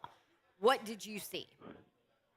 I actually thought Sam Howell had a good first performance. And again, the thing about preseason now is this is all we have, and people try to use these games as if they define a player's career going forward. You can't do that. All you can do is evaluate what we have in front of us. And I thought Howell actually played pretty well and did a couple of things that were, I don't want to say advanced, but that you didn't necessarily expect. He had a really nice 27-yard throw on a 3rd and 9 in the fourth quarter, which was actually higher level quarterbacking because it was a trips read to the field, 3 receiver side, and he actually came back to the dig, which is the kind of, it's not an alert, but it's the backside route. So he did a really nice job of reading that and seeing it and throwing the backside route within the timing and structure of the play. He did a nice job on another play that came, I believe, right after that, a 17-yard throw. So I thought that Howell's performance was a real positive. So he was one guy that did stand out watching his tape. Desmond Ridder, how did he jump off the tape to you? Yeah, I thought he looked pretty good as well, Slay. I mean, again, what teams try to do with these young quarterbacks is they want them to be comfortable in their first game action. They want them to have success. So very often what you do is you give guys concepts that they're comfortable with, that they've run before in college, let's say. And I thought the Falcons did a really nice job of that with Desmond Ridder. They gave him some shotgun play action. He's done that. They gave him play action boot. He's done that. And obviously he does have second reaction movement ability. They gave him some basic route concepts and combinations, which are in everybody's playbook, but they're basic reads. They're not hard to read it out. And I thought overall it was a solid performance. You saw the traits that he showed in college. He looked comfortable. Yeah. Greg Cosell with us on 3HL. What about Kenny Pickett up in Pittsburgh, Greg? Yeah, Kenny Pickett, he pretty much always looks comfortable. He's got the look and feel of an NFL quarterback. He's strong in the pocket. He's decisive. He knows where to throw the football. His ball placement is pretty consistent. He'll break down in the pocket at times too early, and that's something he absolutely needs to work on. But there's kind of, when you watch him play, stepping away from the X's and O's for a second, there's kind of a mental and physical toughness to his game that I think shows up on film. Do you think it matters, and this is this is not a evaluate the tape, but I just want your opinion on it because you watch so much ball. Do you think it matters that that's the field that he played his college ball on? Well, I'm sure there's a comfort level. Yeah. I'm sure he's just familiar with. I'm sure it's like in probably in basketball. You're more comfortable in your home court. Yeah. You're there all the time. So I'm sure that's the case. Yeah. I think that was a perfect spot for them to get him in so he can thrive going into that situation. Josh Dobbs, Jacoby Brissett. Like, you're walking into this, what do you do? What do you do with this, Greg? Well, it'll be Jacoby Brissett. I mean, as we speak today, Jacoby Brissett will be the starting quarterback. I don't think there's any question there. Brissett has started in this league. He's had some success. He does have some traits. Jacoby Brissett is always, for whatever reason, he just gets stuck in the pocket at times, and he ends up throwing a lot of checkdowns. Brissett's one of those guys, it always seems like he completes 20 balls for 140 yards. He throws a lot of checkdowns. So, again, I don't know what's in his head, but he certainly is a big kid. He can move. He's got a big arm. You can run an offense with Brissett, and keep in mind that this is an offense that clearly starts with the run game, and they still have one great back and another really good back. So that's how they're going to look to run their offense, and then they'll look for the play-action pass game, which defines the reads more clearly, and hope that Brissett will pull the trigger on throws that are there. So that's what they'll do. That's what they'll look like. The Browns, other than the wide receiver position, the Browns actually have a pretty good roster. Yeah, they look really good on paper. But guess what though, Greg? I think they always do. They always look good on paper. So I mean, their defense is pretty good, and like I said, wide receiver would probably be the position that you would look at and say, not so great overall. But other than that, they have a good roster. Okay, will you tell me to take my my orange tinted glasses off if I ask you what's wrong with Josh Dobbs? Because I've seen him play in games, I've seen him win games, I've seen him move the ball up and down the field. Maybe that's not with a team planning for him 4 games out, but yeah. Well, I can't remember him specifically, Slade, just because I haven't seen him in quite a while. Right. But obviously, teams don't think that he's a starting quarterback in the league because he's never gotten an opportunity. And the reality is, coaches want to win. So if they thought Josh Dobbs was the guy, then Josh Dobbs would have gotten a meaningful opportunity, and he's never gotten one. I was around Josh Dobbs years and years ago when he was still in college, and he's an unbelievably great kid. He's absolutely brilliant. Josh Dobbs is just exactly what you want in a human being. But obviously, as an NFL quarterback, people don't believe that he's that guy. So because I can't remember all the specifics of his game, I don't really want to speak about it because I could be wrong. But I think the league is telling you that he's not that guy. You know what I'm gonna do, Greg? I'm gonna start a list for the years to come when we have these talks, and I'm gonna have a good guy list. So leading the charge in this good guy list is gonna be Josh Dobbs. Do you know Josh? Because he's Tennessee. Yeah. I know him not as well as my brother, but I know him.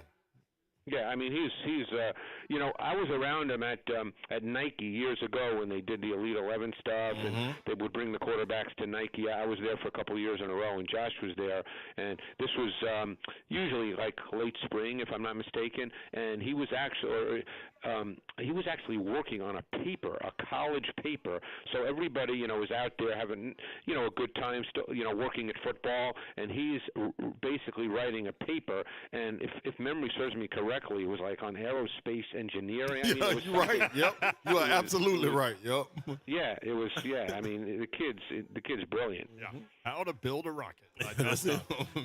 Yeah. So we need to give Cosell a homework assignment at some point and get him to go through Ramon. You mentioned your brother. His brother Ramon Foster does morning radio here on the Zone. We need to get Greg to break down his film from his career with the Pittsburgh Steelers. Yeah, he was an offensive lineman. I don't study those guys in minute detail.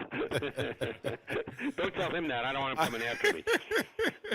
I love it. Hey, great stuff, Greg. Appreciate you being patient with us while we could get you connected. Thank you.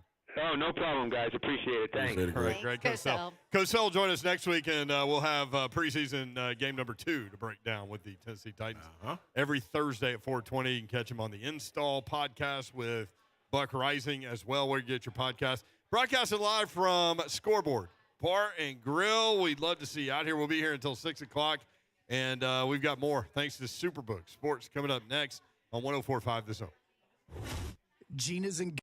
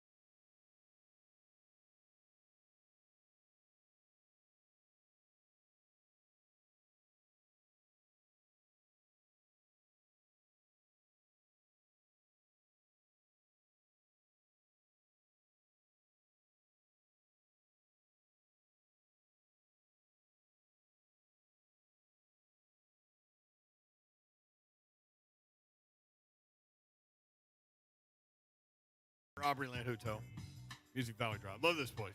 Yeah. I'm just yelling that out. Yeah. Like when I had football Tourette's, I just started. Yeah, you did.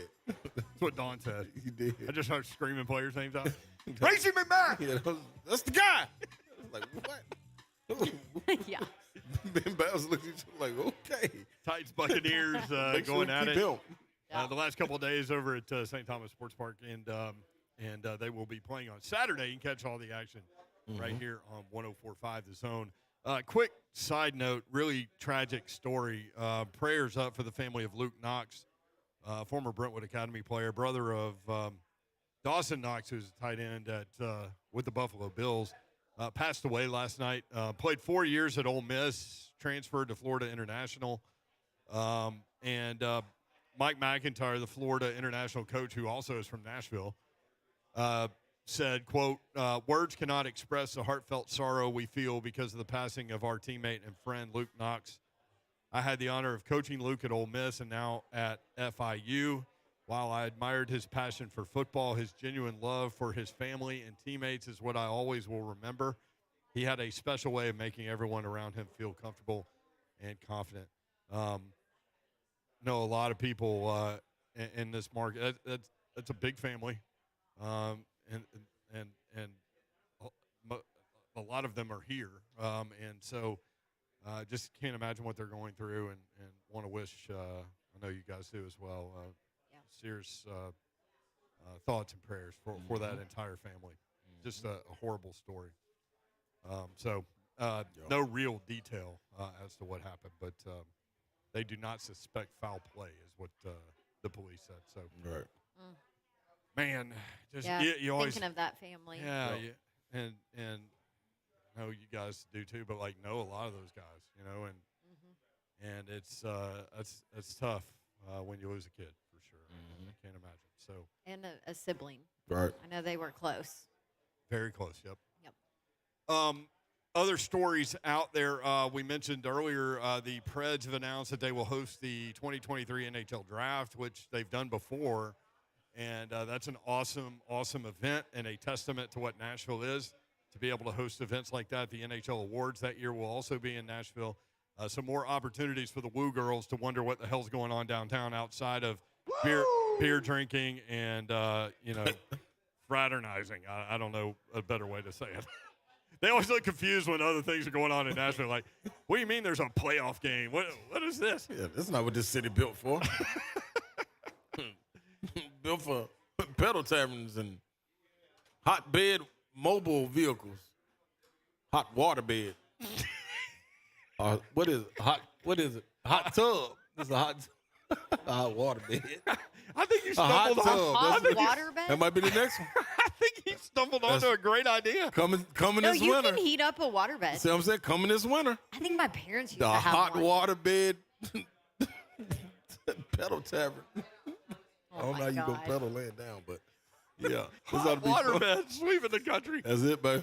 Do people still get water beds? I don't know, don't but I think would love so. to have one. I don't think so. Have y'all ever, when you remember being a kid and you jump on a water bed? Oh, yeah, yeah, my that's- parents had one. Oh, that was amazing. My friend Billy McCurdy that I always mention.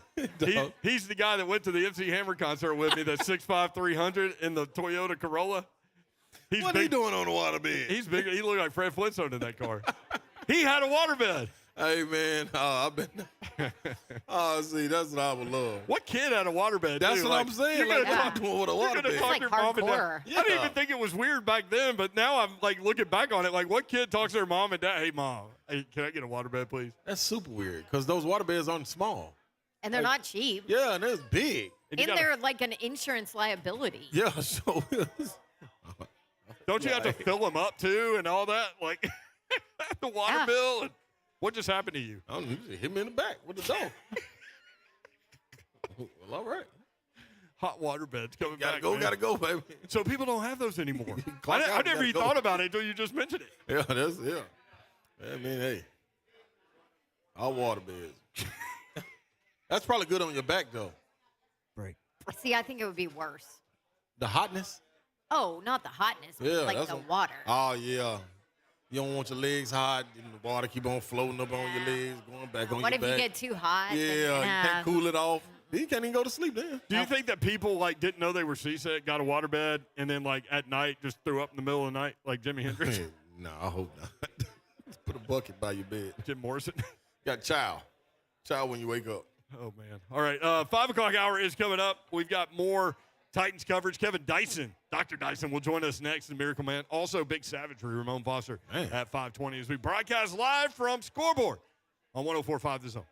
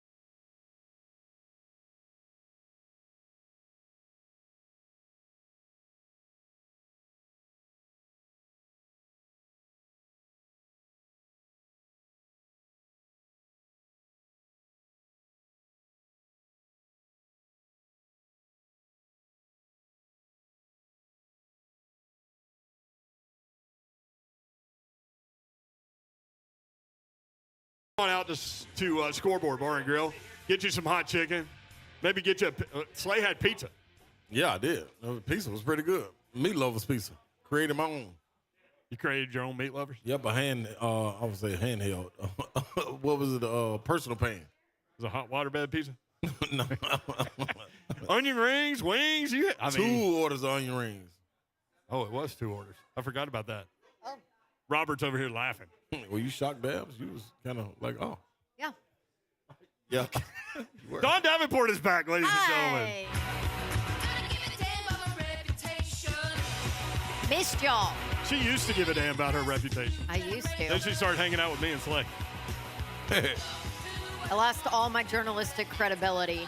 Somebody pointed out in Scoreboard that tell Don props for utilizing the Big Orange Tennessee mic. No. It's real. the Auburn mic. That's why. Kirby. Well, where's Curbs? Why'd you give it to me? Yep. He That said is you not- got it. Auburn Orange. First, let me introduce you to the man behind the heated waterbed, Ron Slay. Yeah, I'm in the building. I'm in the building. Hey, I'm in the building. I'm in the building. I'm in the building. I'm in the building. I'm in the building. Ron Slay, is that Tennessee orange or Auburn orange? That's most definitely Tennessee orange. I will confess that previous hosts who were UT fans were assigned the same orange. But if she buys the Auburn orange story and gets her off my back, that's where I'm going with. I totally understand that, Kirby. I don't think you're wrong either. I don't know who those people Kirby, are. you're a smart man. That's my dog. Oh. He Meanwhile, waited on us last time. Yeah, He was here. I think meanwhile, his name John Jake. John. Oh, here we go John again. Jake Jinglehopper. Heimer Smith. Great. Ron Slay has the Utah Red microphone as we welcome Dr. Kevin Dyson to the microphone. Oh, well done. Dice, what's up? How are you? That's what I'm talking about. Bring out that you red, man. I'm holding it down for you, Dice. UT and Auburn Orange. Hey, man, Utah's got a big one in the opener. You ready for this college football season, bro? You know what, man? Yes.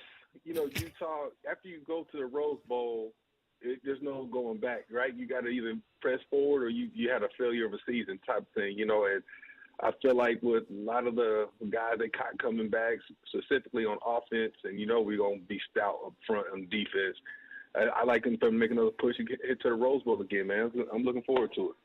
Utah ranked number 7 in the AP Top 25 currently. Let's go. Top yes, sir. Top 10 football team at Florida to open the season. You need to figure out a way to get on down there, bro.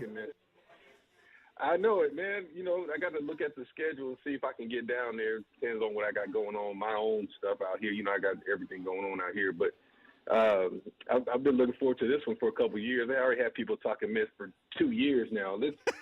Now it's time to put up and shut up. And this is a big opportunity for Utah and the Pac-12, right? You know, with everything that's going on with the Pac-12, with the and things like this. And you talk about a Utah team, kind of a underdog, if you will, as far as the Power Fives are concerned, have an opportunity to go to the swamp, SEC country, and show up for well. And if they win that game, you know, that can propel them. You know, obviously you don't want to have any mishaps along the way, but if you win that game down in the swamp coming from the Pac-12, that can bode well for a lot of votes coming down late in the year. Kevin Dyson, you can hear him on our show every Thursday. Also, Titans Talk Back after Titans football games here on 104.5 The Zone.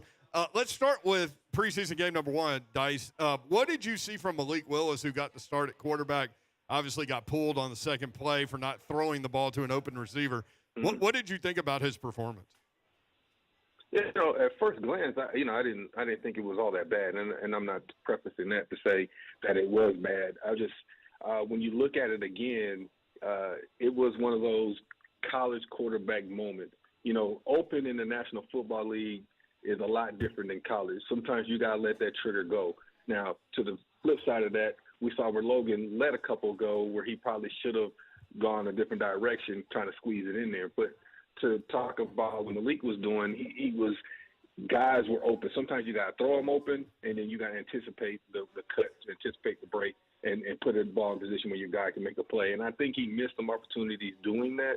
But I still saw a lot of positive. You know, he didn't make that ill-advised throw that cost the team, per se, a possession or worse, some points. He utilized his skills, the skills he's been blessed with, which was his legs. He created some time in the pocket. So there's some things to build on, but there are some things where you say, okay, he needs the reps. He needs to understand the speed of the game. He needs to understand different throws, different trajectories, different speeds of throws, different timings of throws, coverages, things of that nature, and that just comes with experience. I'm curious, Dice, while you were talking about Malik Willis having to adjust to the pro game, I'm curious from a wide receiver perspective, how challenging was that for you as a first-round pick coming into the NFL with the coverages that you saw from NFL defenses? How big was that jump for you at your position? Well, I came from, I guess, what you would call more of a spread style. We were more 2x2. We did some pro-style stuff, but not a whole lot. So I was on the field a lot in college, and I played all five positions when we went zero running backs. I played all five positions in college. So when I got to the pros, that was kind of the expectation. I played all three wide receiver spots. I had to learn all three spots in a short period of time. Yeah. And just by that, especially being splitting in, there are different rules and concepts that were foreign to me. And it took me a minute to get there. And when you're a thinking player, it's hard to use your athletic ability sometimes because you're thinking, especially in that context and speed of the game, you don't want to make a mistake. And for me, I was a first-round draft pick. I wanted to prove my worth. I was drafted before Randy Moss. I wanted to prove my worth. And so here you are. I got all these concepts and things in my head, and they're telling me, hey, if this guy blitz, you cut your route off and make yourself available to the quarterback. Side adjustment. Man, that's the first time I had heard that, right? And so I missed it the first time, missed it the second time. Now all I'm doing is paying attention. Where's the safety at? He comes down. Now I'm thinking, and I'm not running my routes. But it comes with reps. It comes with studying, those types of things. And you become more of a student of the game. Now, I'd always called myself a student of the game. Like I said, I played five positions in college, and I always wanted to learn. I always watched film. I was always trying to find the edge. But you really have to study to be successful in that National Football League. And I think that's what the difference is for a lot of guys. I think a lot of us get there and we can rely on the athleticism a lot of times. But where you really get the head is that studying aspect and really knowing the game in itself, where you can find holes, when you can cut routes off, when you can extend routes, when you can change and have that communication with your quarterback. That's where you really start to see that growth in it. Generally, it happens in year two, but you can have some kind of rapport in year one. I have a question for you from that first preseason game. The Logan Woodside ball to Treylon Burks in the end zone. Obviously not a perfect ball, right? We all know that. But I actually thought that Treylon Burks could have and should have hauled that in. Am I crazy for thinking that? Yeah. What was your take on that play? You know, I'm going to say this. Being critical, and I would have been critical of myself.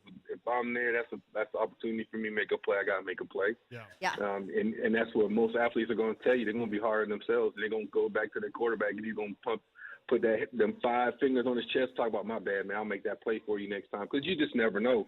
And if you're talking about somebody like Treylon and some of these other guys who opportunities are going to become far few between, especially when you're coming in as a backup role in games, and you get that opportunity, you got to make the most of them. And that's be one of those ones you talk about regular season, timing, legs get underneath you a little bit better, that he might potentially make that play. Yeah. Okay. There ain't nothing wrong with that. Let me ask you about this offensive line. Yeah, should have. Yeah, I mean, your been first saying round that. pick. Yeah, without question. Yeah. And we know his skill set. Go show me something. Yeah. Mm-hmm. Anyway. I understand it. Dice is like, hold on now. Take a little step back. Hey, Dice, looking at these joint practices, man, what was your aim coming into a joint practice, man? Like, do you see these guys that are highly talented and you know they're younger? Do you look at a situation where you're trying to take advantage of them in 1-versus-1s and show them, or are you just trying to focus on getting your work done when you go into these joint practices? I'm actually working on my game. Yeah. I think one thing I like to do, because I get a different feel. One thing you can do, and you practice against some guy every day, you know what you can and cannot do on a regular basis, right? You kind of you know them, you study them, you know their tendencies. You know, I knew Samari liked to punch with his left hand, and I knew how to attack him a little bit, and vice versa. He knew what I like to do, so he knew how to attack me, so he knew to change it up from time to time and maybe fake the jab and come with his other hand. So it was just, you know your guys, and sometimes you can get complacent in that and just get through practice sometimes. Don't get me wrong, you're always trying to get better. But it's always good to elevate that competition to see where you're at, how you're progressing in training camp.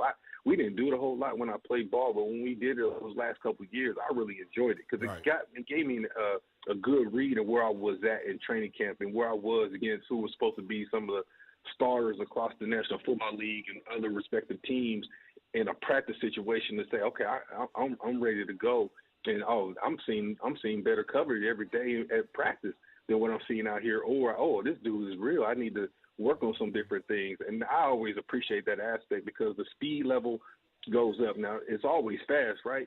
But it's a different level from practice to game. And that intermediate part of that between practice and game, and you throw in that practice against somebody else, it goes up another level because you can't help it because you're competing against somebody else in a different uniform, and nobody wants to look silly. And like I used to tell everybody, you might be out here with Tampa Bay and Tennessee, and especially if you're one of those backup roles, there's people watching this film. They want to see how you are not only against your own DBs, but how you against a competitive DB on another team. Yeah. And so it's just another aspect to think about, especially if you're one of those guys that's kind of on that bubble on making this specific roster.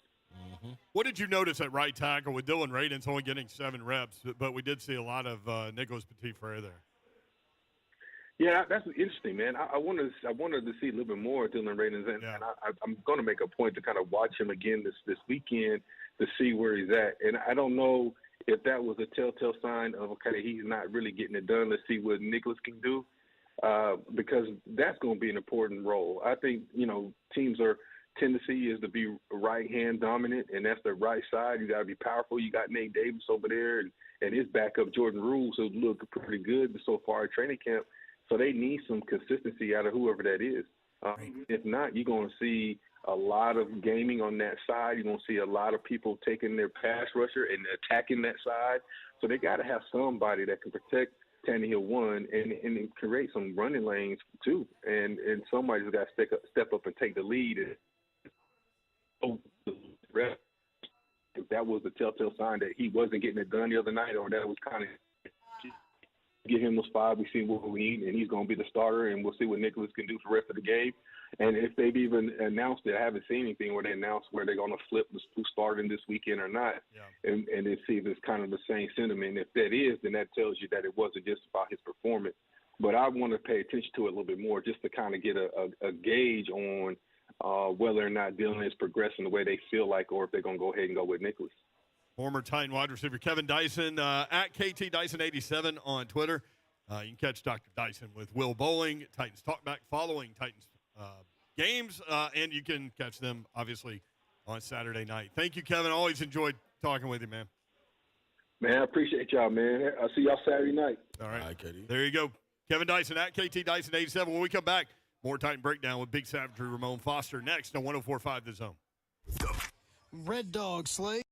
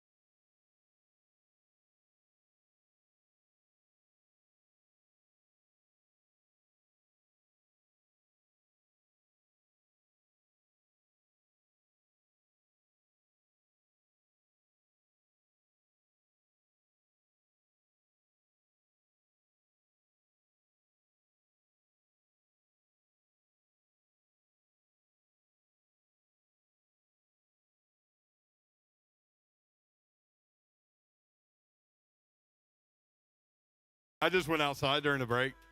Their outside space here at Scoreboard is phenomenal, man.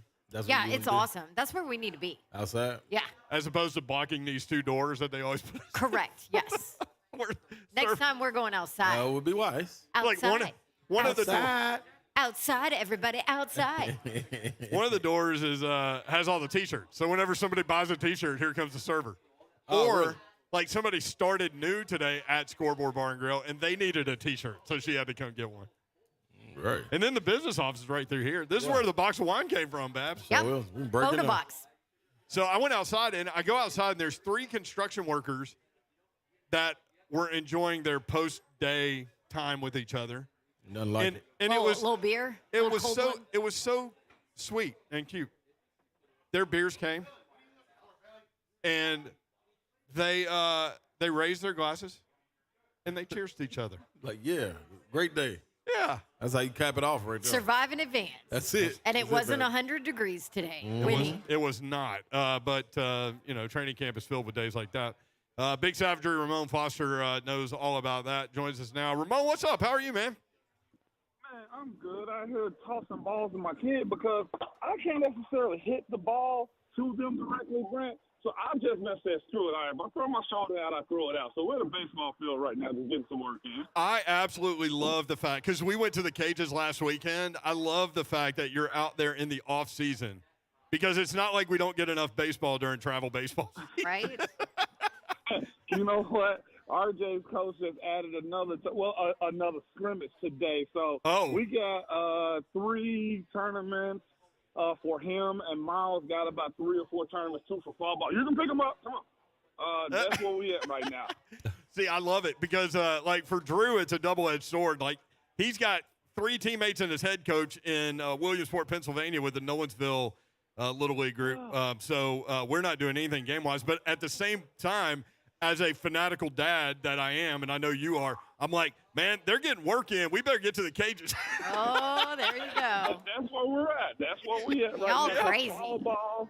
And you're right, Babs. We are. We 100%. As long as we're not doing it through the kid, we're just assisting. I'm good. Yeah, that's I'm right. not trying to live through them. So, Right. yeah, and I know Mayor ain't either, so No. we're good to go, Babs. We're not as crazy. That's what I always tell parents of young kids. Like, if you can find a coach that you can just turn your kids over to, that's the best possible scenario. Because I'm going to go stand over there. You know what I mean? Like, I'll be there no matter what happens. You could go 4 for 4 with 4 homers or go 0 for 4 and strike out 4 times. Now, they better not be striking out looking. But you can strike out 4 times. And I'm going to say the same thing every time. I love you. I'm proud of you. And that's all you need to do, right? What's crazy, Mayor, and Ron to tell you, he done been there, man. I keep trying to remove myself, and I somehow always keep getting involved with either the coaching or the parent side. And I'm like, I know I play ball. I play football. Baseball ain't my thing. So if I trust you with my kids, just do that thing that you do with all the other kids. I don't need to know. Just coach. Babs' stepson, Thatcher, is a soccer prodigy, which are, 2 words you never want to hear as a parent. Your kid is a soccer prodigy. But she's going to end up, I'm telling you, Ramon, she's going to end up coaching basketball or soccer or something. Oh, I'm coaching basketball this year. I didn't tell you? Me and Travis are doing. Me and Mr. Babs are doing it together. We're coaching. We're doing live shows from this stuff. I like it. Have y'all seen Derek Morgan's post where he's like, yes. You saw it where his kid was like, Dad, do you want to coach? And he's like, no, I'm retired, kid. Don't ask me to coach. I'm chilling. About it. And now I'm chilling. And now where is he at, Bab? He's on the sideline coaching. He's living his not so best life. That ain't fun at all. Ramon Foster with us at Ramon Foster on Twitter. All right. So Slay went to practice yesterday and today. And yesterday he stood next to Coach Mack, and you were there. And Slay said that his job that was given to him, his assignment by Coach Mack, was to watch the big guys up front. I'm assuming that you did the same thing as a former offensive lineman. What did you see in the trenches at practice with the Titans and the Buccaneers going at it? First and foremost, I just got to address Cosell because I heard he said he don't pay attention to the offensive line, and that in itself is the problem right there. Nobody cares about us unless there's a $250 million quarterback that's out there. So, Cosell, we got to be better in that department. Okay. But what I saw was this, man. Y'all know, for some reason, I'm all over this kid, NPF, Nicholas Petit-Frere. That was one of the first things that I saw out there was him running with the ones, and not just running with the ones, but like he was competing today. I know he's got his issues, and guess what? Every single rookie in the NFL does. I'm not saying, I know Babs has her Logan Woodside group for the way she championed him.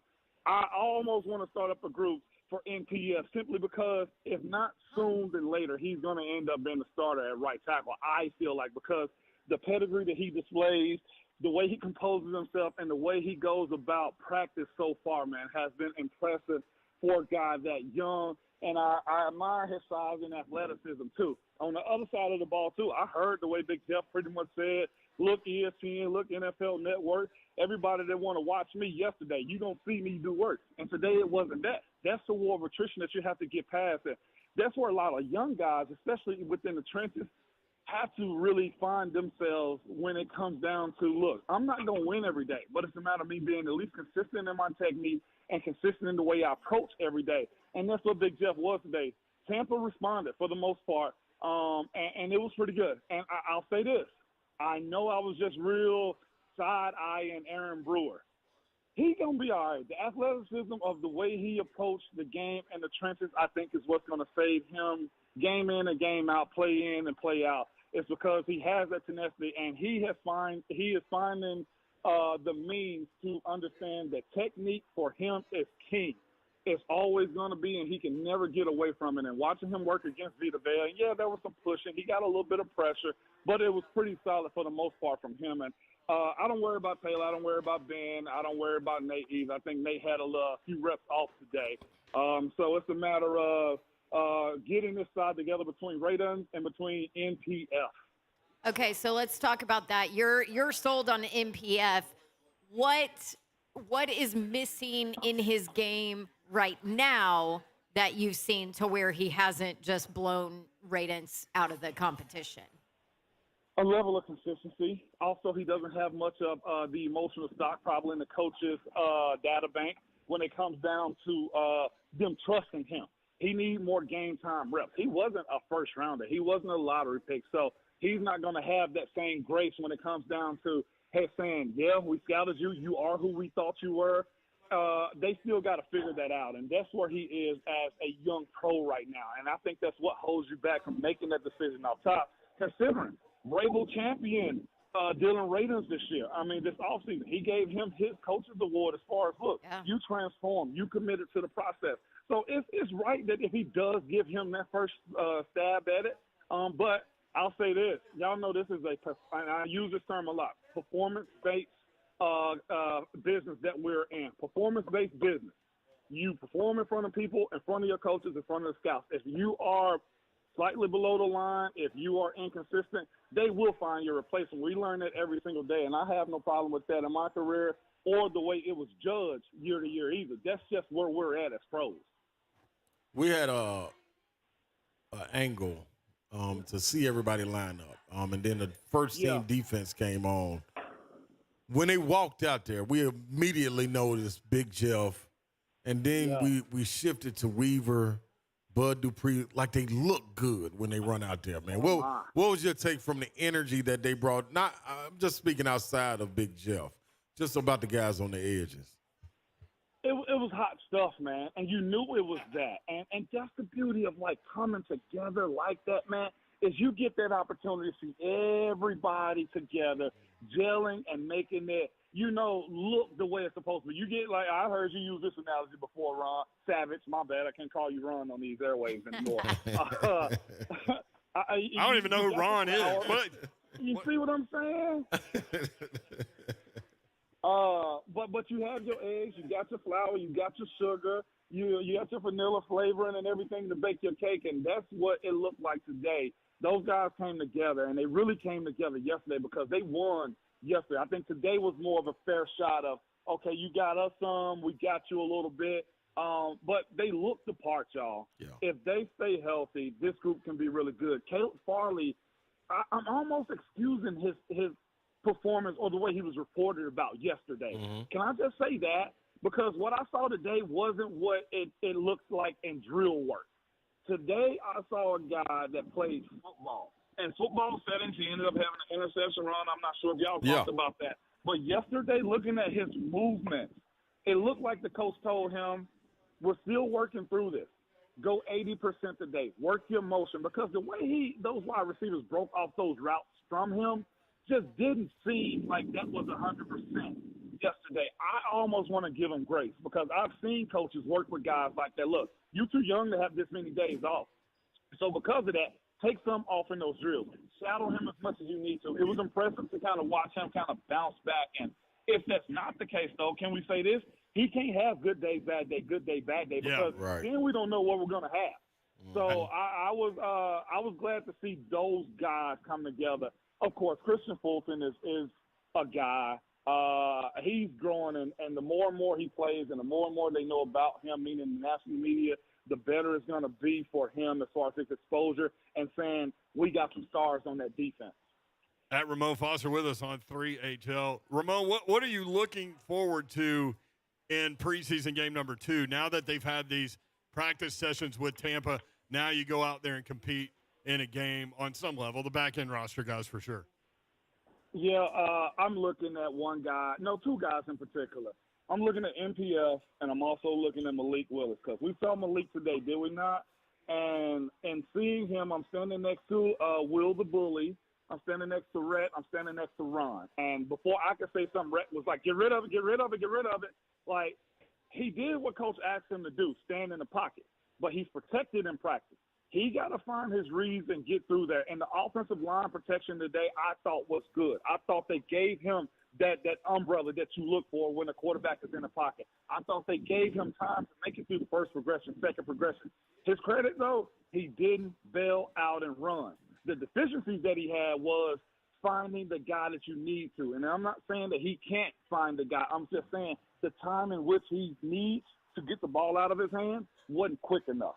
So I'm interested in seeing how that progresses as the game goes because y'all have heard this before. Some guys absolutely hate practice, okay? They can't find it. They just can't. And with the way football and sports is kind of set up, you either get scrimmages or you either get games to kind of prove that, look, man, when the lights turn on, I just go. Okay, that's always what I thought about Savage over there, okay? He'd be chilling on my back porch and just crossing his legs and stuff, and I'd be like, man, ain't no way this dude no baller. But then I go see him on the basketball court, and he's out there just, hey, man, record this real quick, and he'll grab a ball and do a backwards dunk. Like, that's Ron Slay for you in a nutshell. See, that's what happened in my mind's eye when y'all were telling that fireworks story. It's like y'all are just chilling, and you're having fun with the kids, and you're launching fireworks and everything, and then something goes wrong, and Slay got to take off running. That's exactly what happened. Didn't you get hit in the knee? Yeah, I got shot. Yeah, he did. He wasn't quick enough, but that's Father Time gets us all. What's funny about that was Dawn was warning y'all before. Like, super worried about it. Some would call it warning. Some would call it jinxing. Yeah. Exactly. Some people say you don't speak stuff like that into existence because it actually happened. Babs. Shoot, if I wouldn't have said anything, there's no telling what would have happened. Yeah, you might not have seen it coming. Right. Hey, let me just say, man, being out there, man, it was kind of like a class reunion for Ramon out there. Like Savage was out there in his element. Yep. He had friends on both teams. They hollering his name, Moan. I'm like, hey, man, they the Titans practice, man. The Bucks can't be calling you over there. So good to see everybody on Savage. It was, man. I got so many teammates just friends on those teams. I had a young guy just hit me up. He was like, man, I didn't know you was at practice. But Larry Foote's on the coaching staff. Byron Leftwich is there. Harold Goodman is the OC / run game coordinator. BA was my coach. Sean Spencer is the interim there. Fred Johnson was there. Bud Dupree was there. Oli Adini was there. Said what up to Rashad Weaver. He's a Pitt guy. He was there with me, at least on the college side of it, man. And I always chuck the deuces to Taylor and Ben whenever I see them too. So, man, that's the beauty about this league and sports, though. Y'all know that. Y'all are sports people. Like, it's legitimately a fraternity. It's legitimately a sorority, Baz. I'm not leaving you out because when you cross paths with those people in your post-career or when you with your family at a baseball park or a football field, it's nothing but love. And that's why you got to always just go to those type of things. And even seeing Racine. I hadn't officially met her. I've seen her in Pittsburgh and around the way, but we've been super friendly on social media, just saying what's up. She was like, "You get up early as I do," and it was really cool to just see her fist pound her real quick. She was like, "Yeah, I'm expecting child number 2." Like, it was. That's what sports is, and that's why we all flock to it, especially football. I love it, man. At Ramon Foster, you can catch him in the morning, 6 to 10, weekdays on 104.5 The Zone. Big savagery. Good job, man. We'll talk with you next week. No Love doubt. listening to you. No doubt.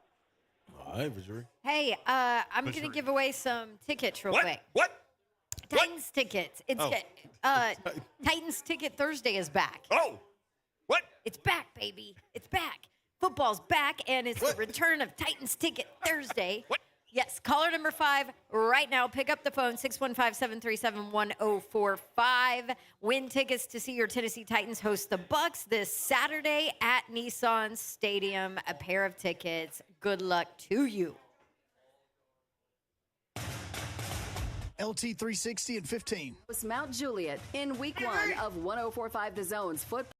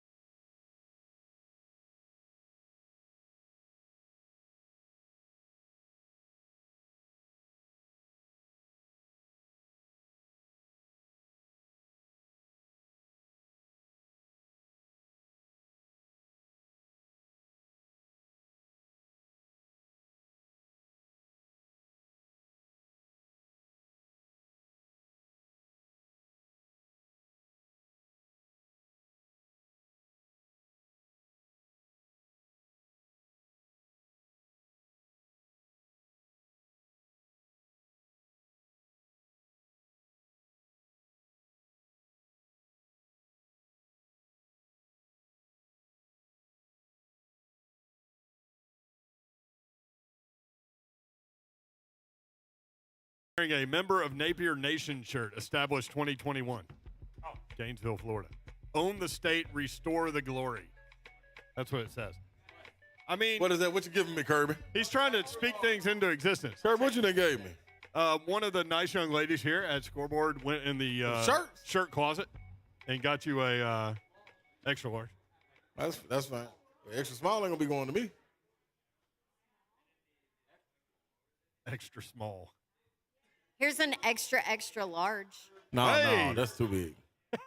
That's too big. I'm about to get on the Peloton, Babs. Look at Slay. I am. I'm about to drop. I'm gonna drop 25. Somebody called in and said you need to, because of the arthritic condition, you need to go into the pool, like in the that's YMCA, cool too. I'm with that too. The YMCA class. I'm with that too. Like, hey, listen, I'm a shark. You don't think I'm a shark, Babs? No. What? I'm sure you are. Every bit of one. I'm talking about. I'm a swimmer, Babs. I go lap to lap out here, man. I'm telling you, I'm serious. What's that right there? Scoreboard. Why y'all always get hats? There's a hat for you right there. Oh, okay. She was taking a picture. Red of it. camo. You like the rope hat, I bet. That was her favorite one. It's like being I'm on the water. I was going to say, you look like the skipper. Yeah, I'm on the water hat right here. That's what that is. By the way. That's not what a rope hat looks like. That's a rope hat. What's a rope hat do? This. I know. What is it for? It's the new hat. I mean, it's the new style. You hold it with the rope? It's the new style. Ask all the youngins. Okay. The rope hat is what, right? Yeah. Look, rope hat, that's the way to go. Look. Oh, you said, yeah, okay. Yep. All right. Oh, well, give me the rope Told hat. you. All right, thank you. Told you. See, look, I'm That just right here making with you me. cooler day by Say day. less. Doesn't he look like the skipper, though? No. No. I got the rubber red band camo on the hat shirt. on. All right. Well, It's yes. a soft shirt, though. Speaking It's of awesome. Good fabric, though. Speaking of attire, Trey Wallace with the story. Tennessee is bringing back the smoky gray uniforms this year. It's I going down. love the smoky gray. That's a big time win is what it's going to be. I know there's a lot of talk about the smoky grays, and that was during the Butch Jones era, right? Is when they came Yep. the first time. They're 3-1 in the smoky grays. The I last love time the I saw Smoky him Grays. in the Smoky Grays, I was at the UT Florida game. 2016. Ron Jennings going up that sideline. I'll never forget it. That's the loudest. Get you some, Tease What? Tabor. Outside of the Oklahoma game, that's the loudest I've ever heard in Neyland Stadium. Is that who it was, Tease Tabor? Who? I just remember the broadcast, and Tim Priest was like, "Get you some." Was it? I know that was Baker. Baker was quarterback in there. Mm-hmm. Yep. I So remember. they're bringing back the smoky gray unis, not just for 2022, but 2022 and beyond. And Let's roll. And I think they're bringing back the black unis too. Black units for one game. I'm cool with that with one game. I need the smoky gray about 2 games. Ain't nothing like it orange and white, though. I'm going to keep it honest. I'm going to be all the way honest. You're only going to get smoky I love grays the for gray. one, I think. No, I do too. But you don't want them running out there like that's a staple, though. No, Yeah, that's what I'm because saying. That's all I'm you saying. like to stick with the tradition. Ain't nothing like right? the orange and white running out there either. But they're gray. It's a good change up, good change of pace. I think Auburn needs to do something. Auburn's uniforms are boring. Auburn ain't, and you know the funny thing about that, man, Auburn had got Under Armour, and Under Armour is known for loud colors. I don't know why you ain't came with no loud colors yet, Babs. Like For a bright, Auburn? yeah, like a bright. Because we're traditional. Didn't you just hear me say? But it's Auburn- okay for us to jump out there in gray. I would love a gray Auburn. Yeah. okay. Here's the thing: Auburn uniforms are boring. No, they're not. They're traditional. Y'all have the same uniforms as UT Martin. Yeah. No, Slay, No, seriously, they look like twins. no. Okay. If they sorry. look like twins, Sorry. it's because UT Martin has the same uniforms as we do. I believe she's right on that one. Actually, I'm not gonna argue it anyway. I'm not arguing it anyway. As much as I want that's to argue Babsy's team. She knows. with Babs, I think she's actually right on that deal. Yes. Hey, guess what? I got something special coming up. What? You got an announcement? Yeah, but I'm gonna tell y'all off air. Uh-oh. Wait. You can't do that to our people. Well, I'm doing it. Okay. Yeah, because like you Well, told then- us, okay, you I'll told tell us you. you had a health announcement, but you were going to wait until you got on air because everybody is the part of the family. That's right. Okay. So you wouldn't tell us. I'll tell y'all. Oh, hey, real quick, Hunk. I won't tell you. Is this true, Hunk? Hold on. Yeah. Auburn Yeah, sure. donated their uniforms to UT Martin when they What if he started their thinks on you? football program. Yeah, they did because Auburn wasn't using them anymore, and so when UT Martin and Auburn played, it's the reason why it looked like they were having an inter-squad scrimmage. It's because those were Auburn's old uniforms. There you go. Hey, what? See? Look at that. What, huh? Auburn donated their uniforms to UT Martin. Wait, when they no, started their I football told program. you. So I was right.